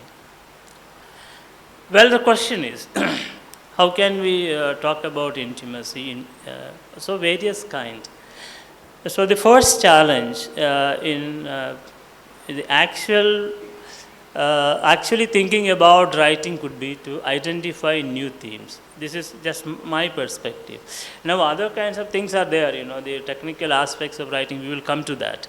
Now let us identify this sort of themes as collectively, or think about the themes that all of you are engaged in. Now the point is that when it comes to intimacy, using letters as one source perhaps, you will soon realize that not everyone would do that.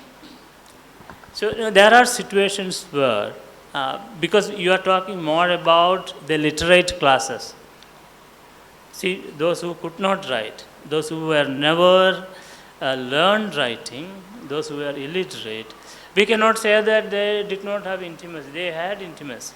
They had intimate lives, intimate experiences, intimacy being communicated, etc. And in what form? So that is one question. Now, unfortunately for historians, at least until recently, historians have been always looking at written materials and so on. Now you need to really broaden your search to see, how you can use non-written sources to talk about intimacy. Non-written sources to talk about intimacy. The classic case of in Othello, that towel, if you still had studied your Shakespeare at colleges. And what happens to that towel is an example of love, which was being transferred. So, so there are many other non-written sources that could form as, this.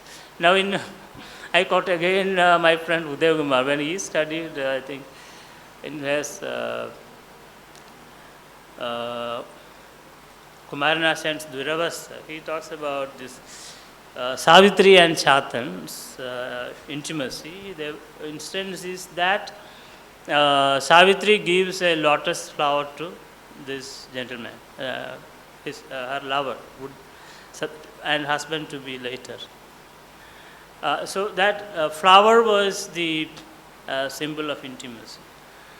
Because Savitri is literate and Chatan is in pre-literate stage. He has not studied yet. But Savitri had this whole idea of educating him and making him a great person and so on. I invite your indulgence in this particular text. Now, what does it mean? So, intimacy being intimated in very different ways.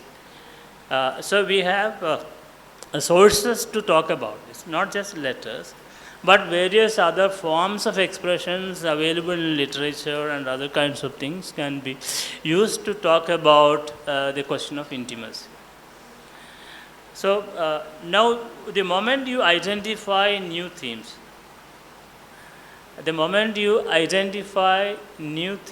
now if you ever, anybody wants to write about this, please acknowledge this discussion.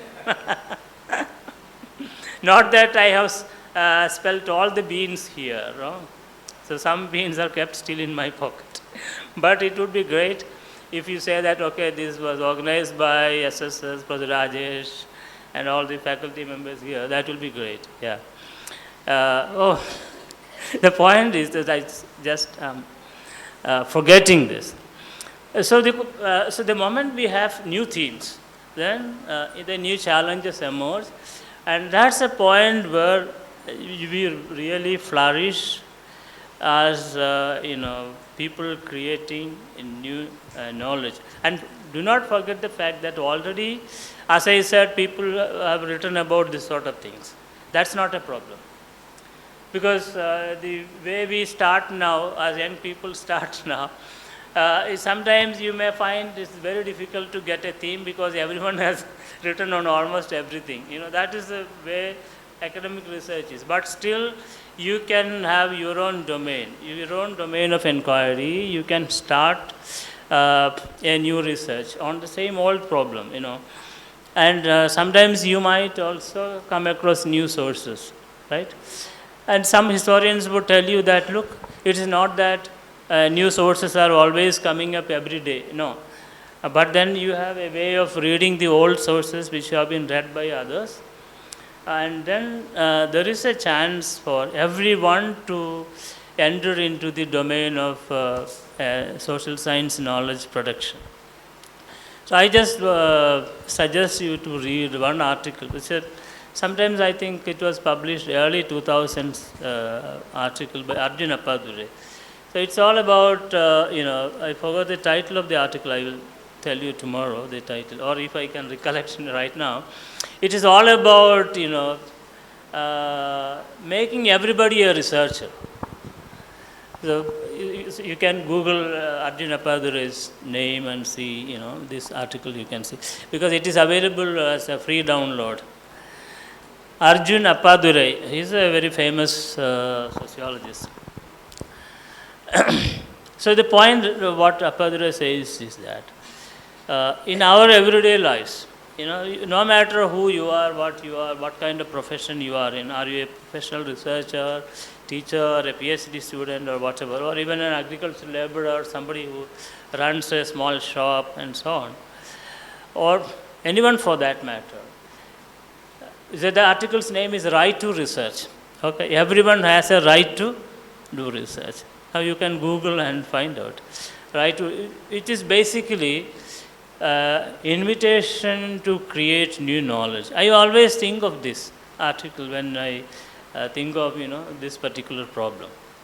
Right to research. And do we have the right to research? And this right to research is important because it helps everyone to have credible knowledge. In the sense that these days we have all these WhatsApp universities and so on. So, you forget about that. Sometimes you get some useful things, and sometimes people send me some stuff which I read in 2002. Some of my cousins and brothers, etc., send me, have you seen this? I will never I will never dishearten them. I usually say, oh, thank you very much. I will not say that I read this in 2002 also. I will never do that. These are some random kind of archival materials they sent. But I spent so many years doing this. I never discourage people, telling them that, oh, don't send me this. I have seen this long back in Britain and all that. I never do that. But the point is that the plus point I am saying, if you think along with Appadure, then, even as WhatsApp universities are bad enough, there is a certain kind of circulation of these kinds of materials, some random archival sources, some photographs or reflections and things of that kind. Now, what does Appadure say in this article? He says that all of us have this, the desire, not desire, the possibility of becoming researchers. Not that we got registration with MGU or some other place. No. You forget about your formal registration with universities, etc. But when you hear about something like a GST or kind of taxes and all of these things, that every day we come across. So we as human beings living in an organized polity have the right to be right to give to ourselves the right knowledge with which we can take our decisions. So this right knowledge is the kind of stuff which all of us require, no matter what we are doing, no matter what is our state of what state of economy that each one of us have. So the what state of the economies in which we are all living in, what condition we have as our own. So we need really to think about the need for creating knowledge in our own way so that we understand the social phenomenon. This is the challenge. So that is why he says that, this right to research is something that everyone should have. Now, what is the importance of this argument in our context? So when it comes to academic writing, so this is a very specialized thing. Even as we say that everyone has the right to do research, it's not that everyone would write. Some would write, some may not write. But then writing requires a certain kind of technical expertise. This is a challenge. Not everyone would write, as we all know. But then the moment we start writing, if we want to do that, then we need to have this specialized kind of training. And now, that specialized kind of training, the first step towards that is the kind of readings that we have identified. Different kinds of reading, different kind of engagement with already existing domain of knowledge. All of them have come out of certain kind of epistemological tradition. And knowledge is validated like that. So there is a verifiability to it, whether you read ethnographic research material or historical or something from other social science traditions, sociological, etc. So they are all rooted in certain kind of epistemological protocols. And these protocols are articulated in the form of writing. And this is what makes academic writings distinct from other forms of writing. So you have fiction and other kinds of things, short stories, fiction, etc. But a second order engagement with fiction, you have literary criticism and all these things. All of that actually creates knowledge. Now if you want to, I said the example of intimacy, etc. Now let us think about as social science practitioners. How can we talk about intimacy as a historically viable thing? By reading novels.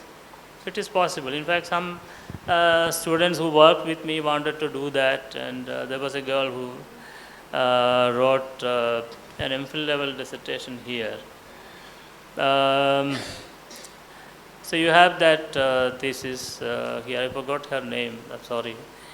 So it might come to me. So what I am saying is that, as researchers in social sciences, now we have a variety of, researchers writing on literary themes, historians are doing literary themes. So all these themes can be talked about. That's what I am saying.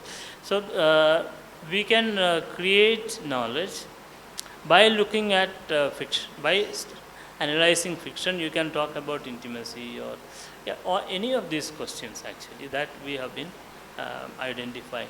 So therefore the first thing is that our own understanding of the domain. How much familiar are you with these historiographical debates? Now I think one major problem for those of us from history discipline will be to talk about the debates among historians. That's what is historiography is all about.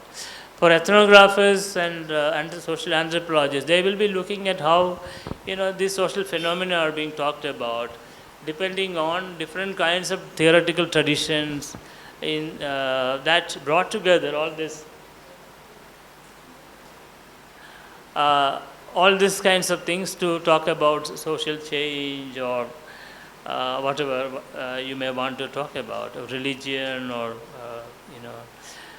different kinds of practices, everyday practices, or the question of, let's say, food, for instance. This is time for food.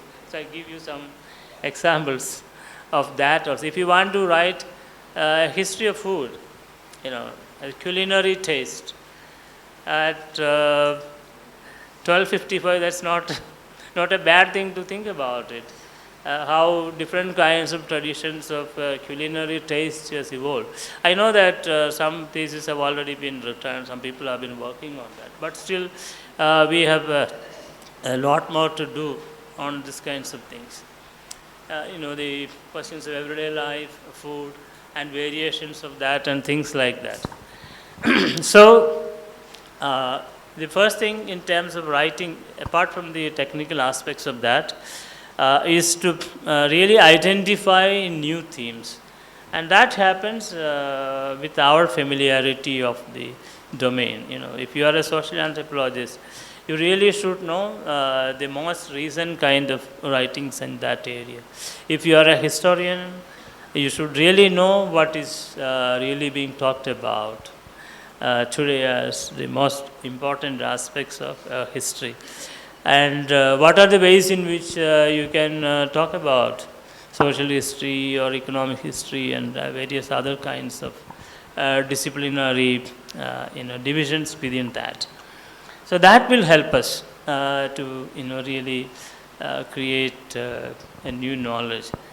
Now the other to really say make a resume, to provide a resume of my arguments now. See, following all these different kinds of readings, which applies to the information that we create as part of our own field work or archival research or various kinds of researches that we are engaged in as historians and other social scientists. We really need to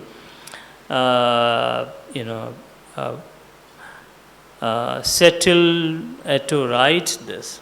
And that is a point where we create new knowledge. That's why I gave you a few examples of possibilities within this classroom where you guys are engaged in this sort of research. You can come up, identify the patterns, etc. Then what is so much about? Now the other point is also, we will come to that, I don't know, maybe at a later stage. Still I just mentioned this. Even as I say that, even as we are in here, this situation in Kerala or some empirical situation, you are doing this. You may want to talk about other parts of the world, etc. Now, we had the kind of challenge there, how much from the other parts of the world people quote us, So that's another problem, the kind of protocols in knowledge production. So that is something that really we want to engage with. So one anecdote comes to my mind. This is not an anecdote, something which really happened. Many years ago, I forgot this. That's a time when François Mitterrand was the president of France. So one of his cultural advisors came here. And he came along with M. Mugundan. This is long ago, when I think 1995 or 96, I don't remember, but that is such an old story. So we had a discussion with them, and we met in a restaurant in Kottayam town. And we had a discussion, and this gentleman from France who came along with M. Mugundan wanted to know what we people were engaged in. So he wanted to know whether it is a think tank or a research institution, and whatnot. So we were having this discussion. And then that was the time when Professor Nisar Ahmed was here. I don't know if young people here would know him.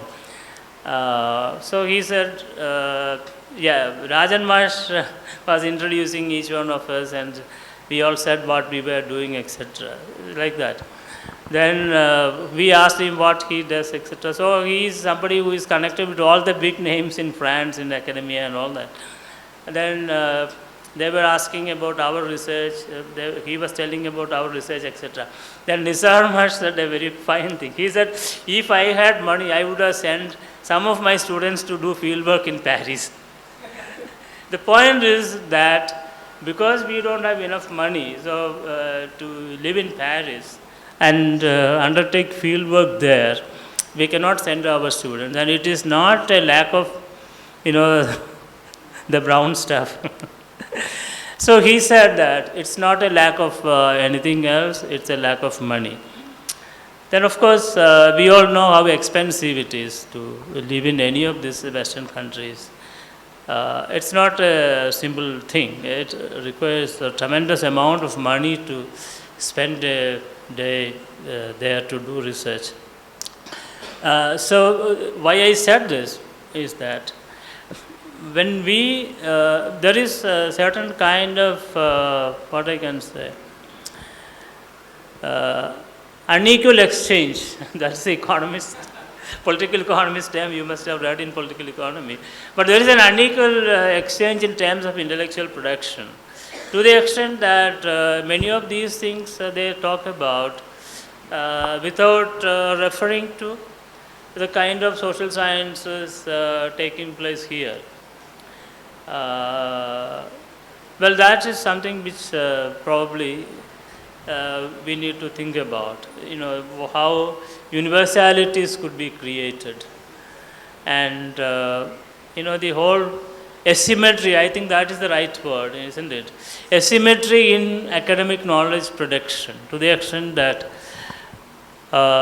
once you are in the international route of academic production, the international roots of academic production, it becomes difficult to get noticed. This is something which probably we also need to debate. How do we enter these international roots of academic production? That is one thing. Is it required at all? We can ask that question also. So there is a huge asymmetry of academic production, and there is a talk of all this, and I think it is time up. I took extra 2 minutes. I'm sorry for that. So let us revisit all this tomorrow, and tomorrow we'll talk about some of the practical issues when it comes to writing. I'm sorry.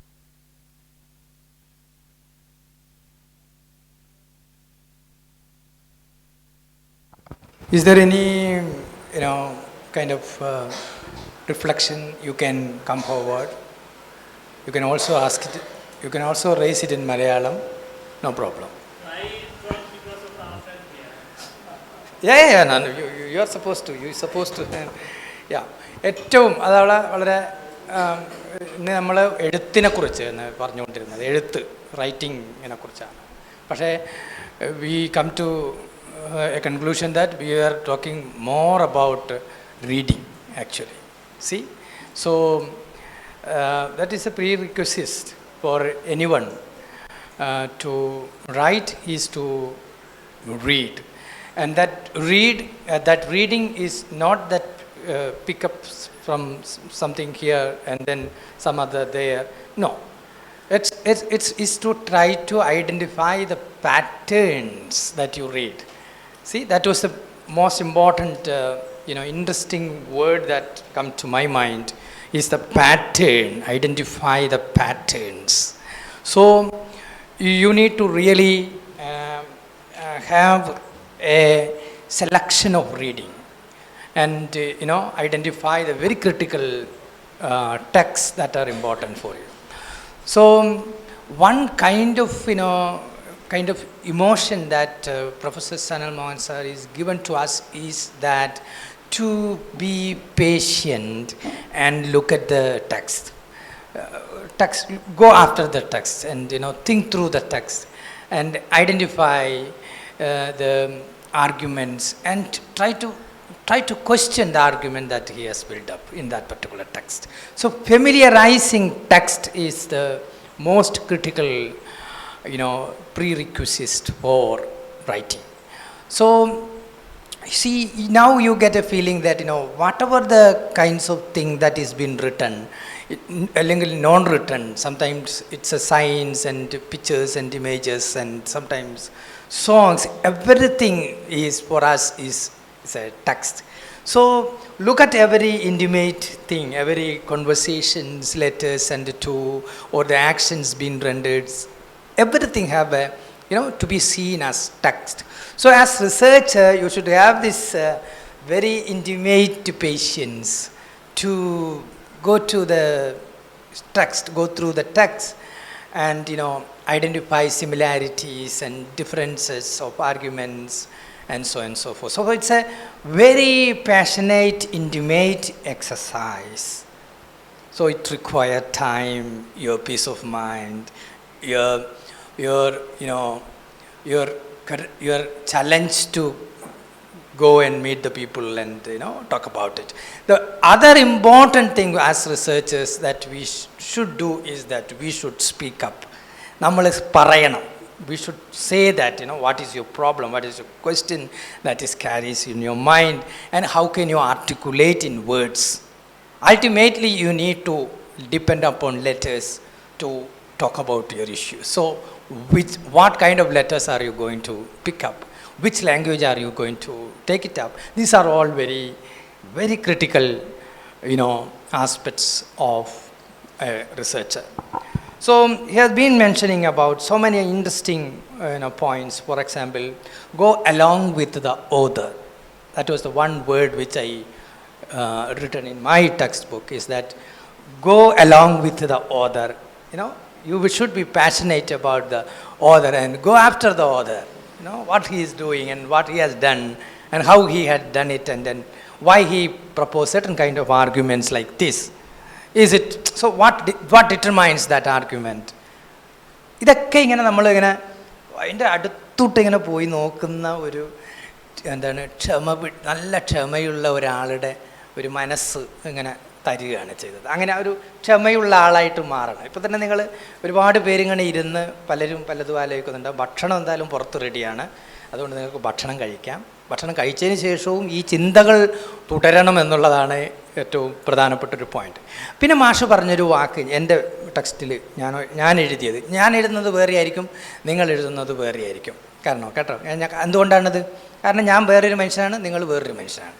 നിങ്ങളുടെ ജീവിതവും നിങ്ങളുടെ പശ്ചാത്തലവും നിങ്ങളുടെ reading ഹാബിറ്റും നിങ്ങളുടെ വൊക്കാബുലറിയും നിങ്ങളെ പഠിപ്പിച്ച അധ്യാപകനും vocabulary ഗ്രാമറൊക്കെ പഠിപ്പിച്ച അധ്യാപകനൊക്കെ നിങ്ങളുടെ പരിമിതിയോ അല്ലെങ്കിൽ ശക്തിയോ ആയിട്ട് മാറും. അപ്പോൾ അതൊക്കെ നിങ്ങളുടെ ഓപ്പർച്യൂണിറ്റീസാണ്. അത് ഓപ്പർച്യൂണിറ്റീസ് ആർ കൺസ്ട്രെയിൻഡ്. അപ്പം ഒപ്പോസിഷണലായിട്ട് റീഡ് ചെയ്യണം എന്നൊരു വാക്ക് മാഷ് പറഞ്ഞിട്ടുണ്ടായിരുന്നു. ഒപ്പോസിഷണൽ റീഡിങ്, അതായത് reading first to read, then അതിനെ അയാൾ പറയുന്നതിനെ റെസിസ്റ്റ് ചെയ്യാൻ ശ്രമിക്കുക. അങ്ങനെയല്ലല്ലോ, അങ്ങനെ ആവാൻ സാധ്യത, ഇങ്ങനെ ആയിക്കൂടെ, ഇങ്ങനെ മാത്രം ആയിക്കൂടല്ലോ. So many questions that you engage and read the text. അങ്ങനെയാണ് റീഡ് ചെയ്യേണ്ടത് എന്ന് പറയുന്നുണ്ട്. അതുപോലെ എഗെയിൻസ്റ്റ് ദ ഗ്രെയിൻ എന്ന് പറഞ്ഞു. വേറൊരു വാക്ക് എനിക്ക് ഇഷ്ടപ്പെട്ട സ്കിം ദ ടെക്സ്റ്റ് സ്കിം ചെയ്തെടുക്കുക.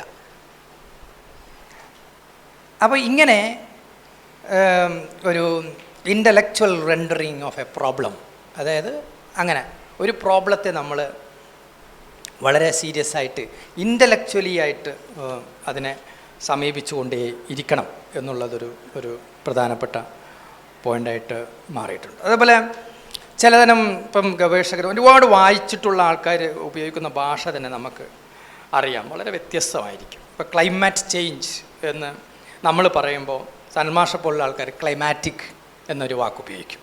ക്ലൈമാറ്റിക് അപ്പോൾ അതിൻ്റെ ഞാൻ ആ വാക്ക് ഉപയോഗിക്കുന്നതിൻ്റെ ഒരു സൗന്ദര്യം അതുണ്ടാവുക വായിച്ചാൽ മാത്രമേ ഉള്ളൂ എന്നതാണ്.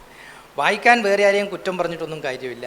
ഇരിക്കുക, പുസ്തകം തുറക്കുക, കണ്ണ് തുറന്ന് വായിക്കുക എന്നല്ലാതെ അതിന് വേറെ ഒരു സാധ്യതയും ഇല്ല എന്നുള്ളതാണ്. അതിൻ്റെ പരിമിതിയും കൂടി നമ്മൾ മനസ്സിലാക്കണം.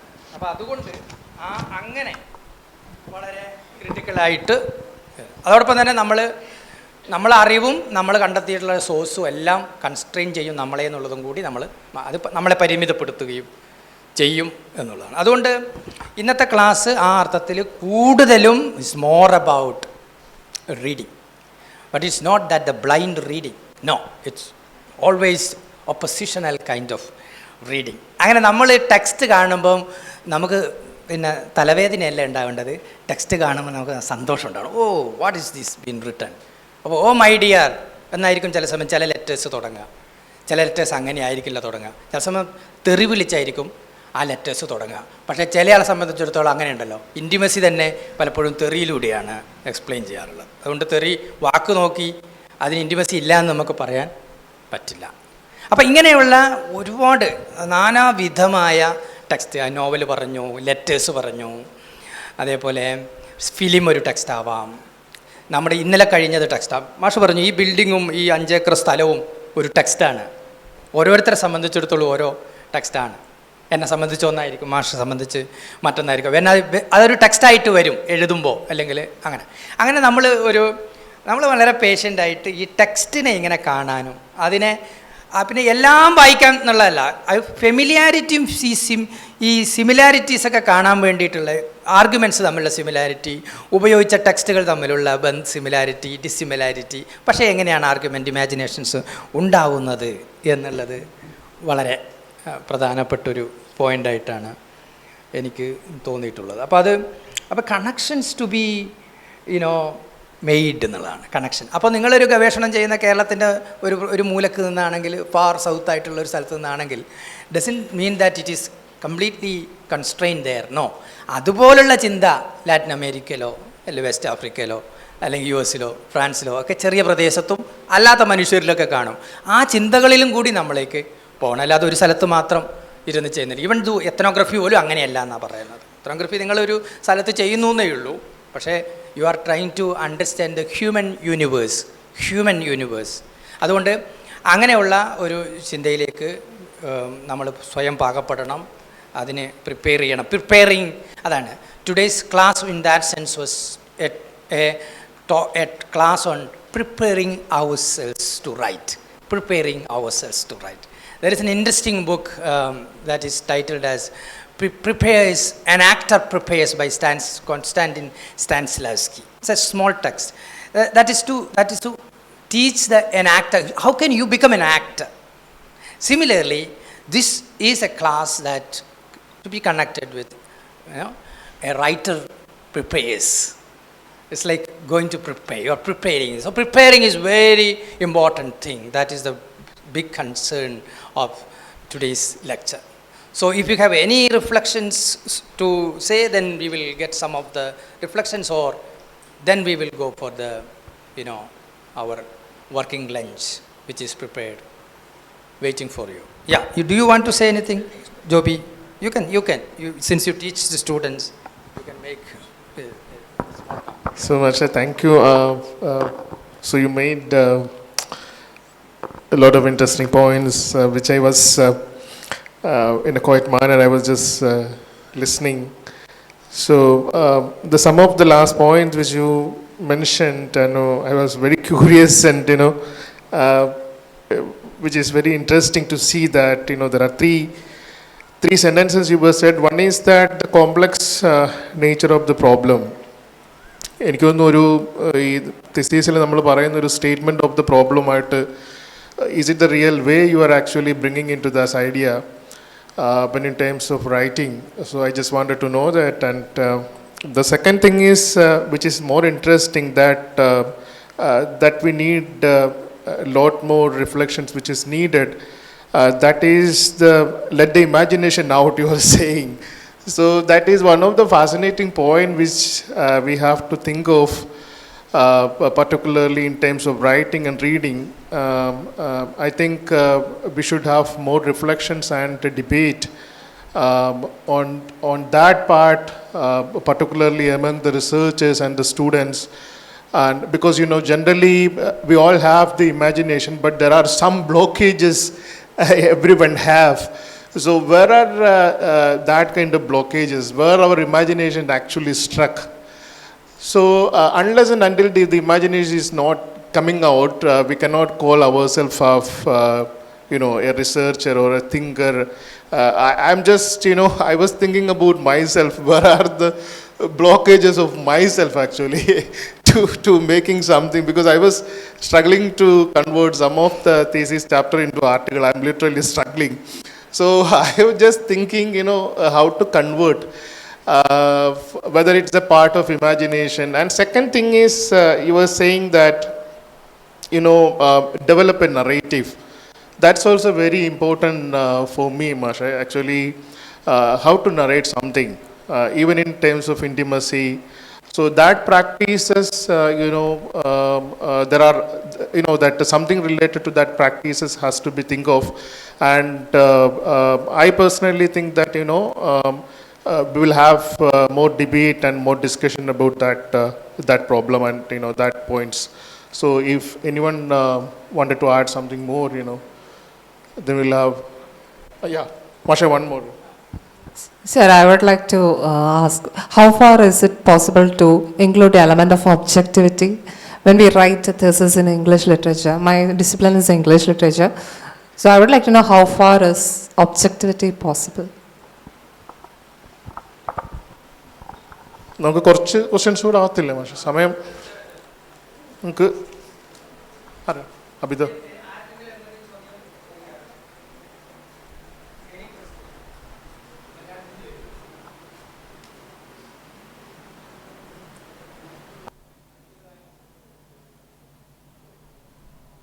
കാര്യം കൊണ്ട് എനിക്ക് ഇത് കഴിഞ്ഞിട്ടാണേലും മാഷ് പോകാൻ ധൃതിയുണ്ടോയെന്ന് എനിക്കറിയില്ല. ഈ ചോദ്യങ്ങളിപ്പം മാഷ് എല്ലാത്തിനും ഉത്തരം പറയും എന്നുള്ളതല്ല, അതിനൊരു റിഫ്ലക്ഷൻ ചെയ്യും, ഒരു റെസ്പോൺസ് ചെയ്യും. There is no answer to the question but it's only responses. അത് ചെയ്യും. പിന്നെ we are again carrying over the same debate tomorrow morning, and thereafter I wish if all PhD scholars are ready to meet Professor Sanal Mohan in a weekly or in a monthly basis according to his convenience. You can, 1 or 2, 3 people can at least one day discuss about your theme with him and get comments. That is also possible. But you need to give me the time and all that. We are happy to provide it. There is such an opportunity we could. Your personal proposal can be discussed in person. That will give you a much more identity. For example, she is working in village India, village studies. Yeah. So she read that rumbling, that Jindri's work, you mentioned that she has already read it, yeah. Rumbling on the, what is, rumbling a village, yeah. So yeah, so you tell us, your question, your proposal, discuss with Professor Sanal Mohan, because we can invite him for a continuous chatting, sitting on 2 tables you can, so that there is no need of standing and talking a lot, isn't it? So yeah, come over to you for a quick response and then we will. It's always a pleasure to listen to people, so this most often this monologic kind of stuff is not good. Only when you listen and meet with people that you learn. Thank you for raising these questions, and I'm sure that we will discuss some of these issues. And I begin with, I don't know your name. Vani. Okay, thank you very much for this question about objectivity. So broadly, I think, so whether it is in literary studies or in social sciences, objectivity is a much contested thing, right? I agree with the question that you have raised. However, it becomes slightly different the way we have been talking about. Now, some of these, at least the 2 books that my colleague Dr. Rajesh brought here, are very seminal when it comes to raising this question of objectivity. Now, in the case of the subaltern studies, you all know that it actually is something that favors the kind of submerged identities, the people whose voices are not heard. So they just want to talk more about them, develop a certain kind of research methodology which will allow you to. It's not a retrieval of their voices, which is not really possible for any historian. We are trying to talk about them as far as the sources would allow us to talk about it. And therefore, well, there is an element of retrieval in it, but not in its entirety. You really want to talk about people whose histories have not been talked about. Now, what will happen when such a project is undertaken is not to have a complete history at all. See, often enough, people think of history as an edifice, as a structure, and then you have the missing spaces, Then you do this here, you put it here, they put the other thing there. Then you have a full structure. That is one idea. So this is not what really a historian should do. We are not that structure. You see, only one would say that you are making a full structure of history when it comes to nation state, etc. That's a project of domination. The domination of nationalism, nation state, and things of that kind, or the state structure, etc. So here the idea is to talk about past in an academic way, in a dispassionate way, in which our concern is more about knowledge production about the past, or we are trying to produce knowledge on certain past. Our idea is not to take pride in history, saying, oh, we lived in a great nation. Nothing of that kind. No nation is great, we all know. All nations have their own skeletons. Our nations are made to stand on skeletons, and if you remove these skeletons and wash away, then the structure will collapse. All nations are built on some kind of sin, or many kinds of sin. You name the nation, I can tell you what are the sins. I'm not an apostle who would say, oh, you guys are wrong. No, that's not what I'm saying. I'm saying that the whole project of nation state is like that. So therefore, history is not to really show the greatness of nation. There is a very strong argument like that. History should be like that. It should fill our minds with pride and all that stuff. We are not doing that. The whole idea is to critically engage with past, to tell people that this has been the kind of ways in which one can understand past. Understanding past, I guess, is more important than talking about. Then comes the question of objectivity. Objectivity means I should make clear how do I arrive at certain kind of interpretation.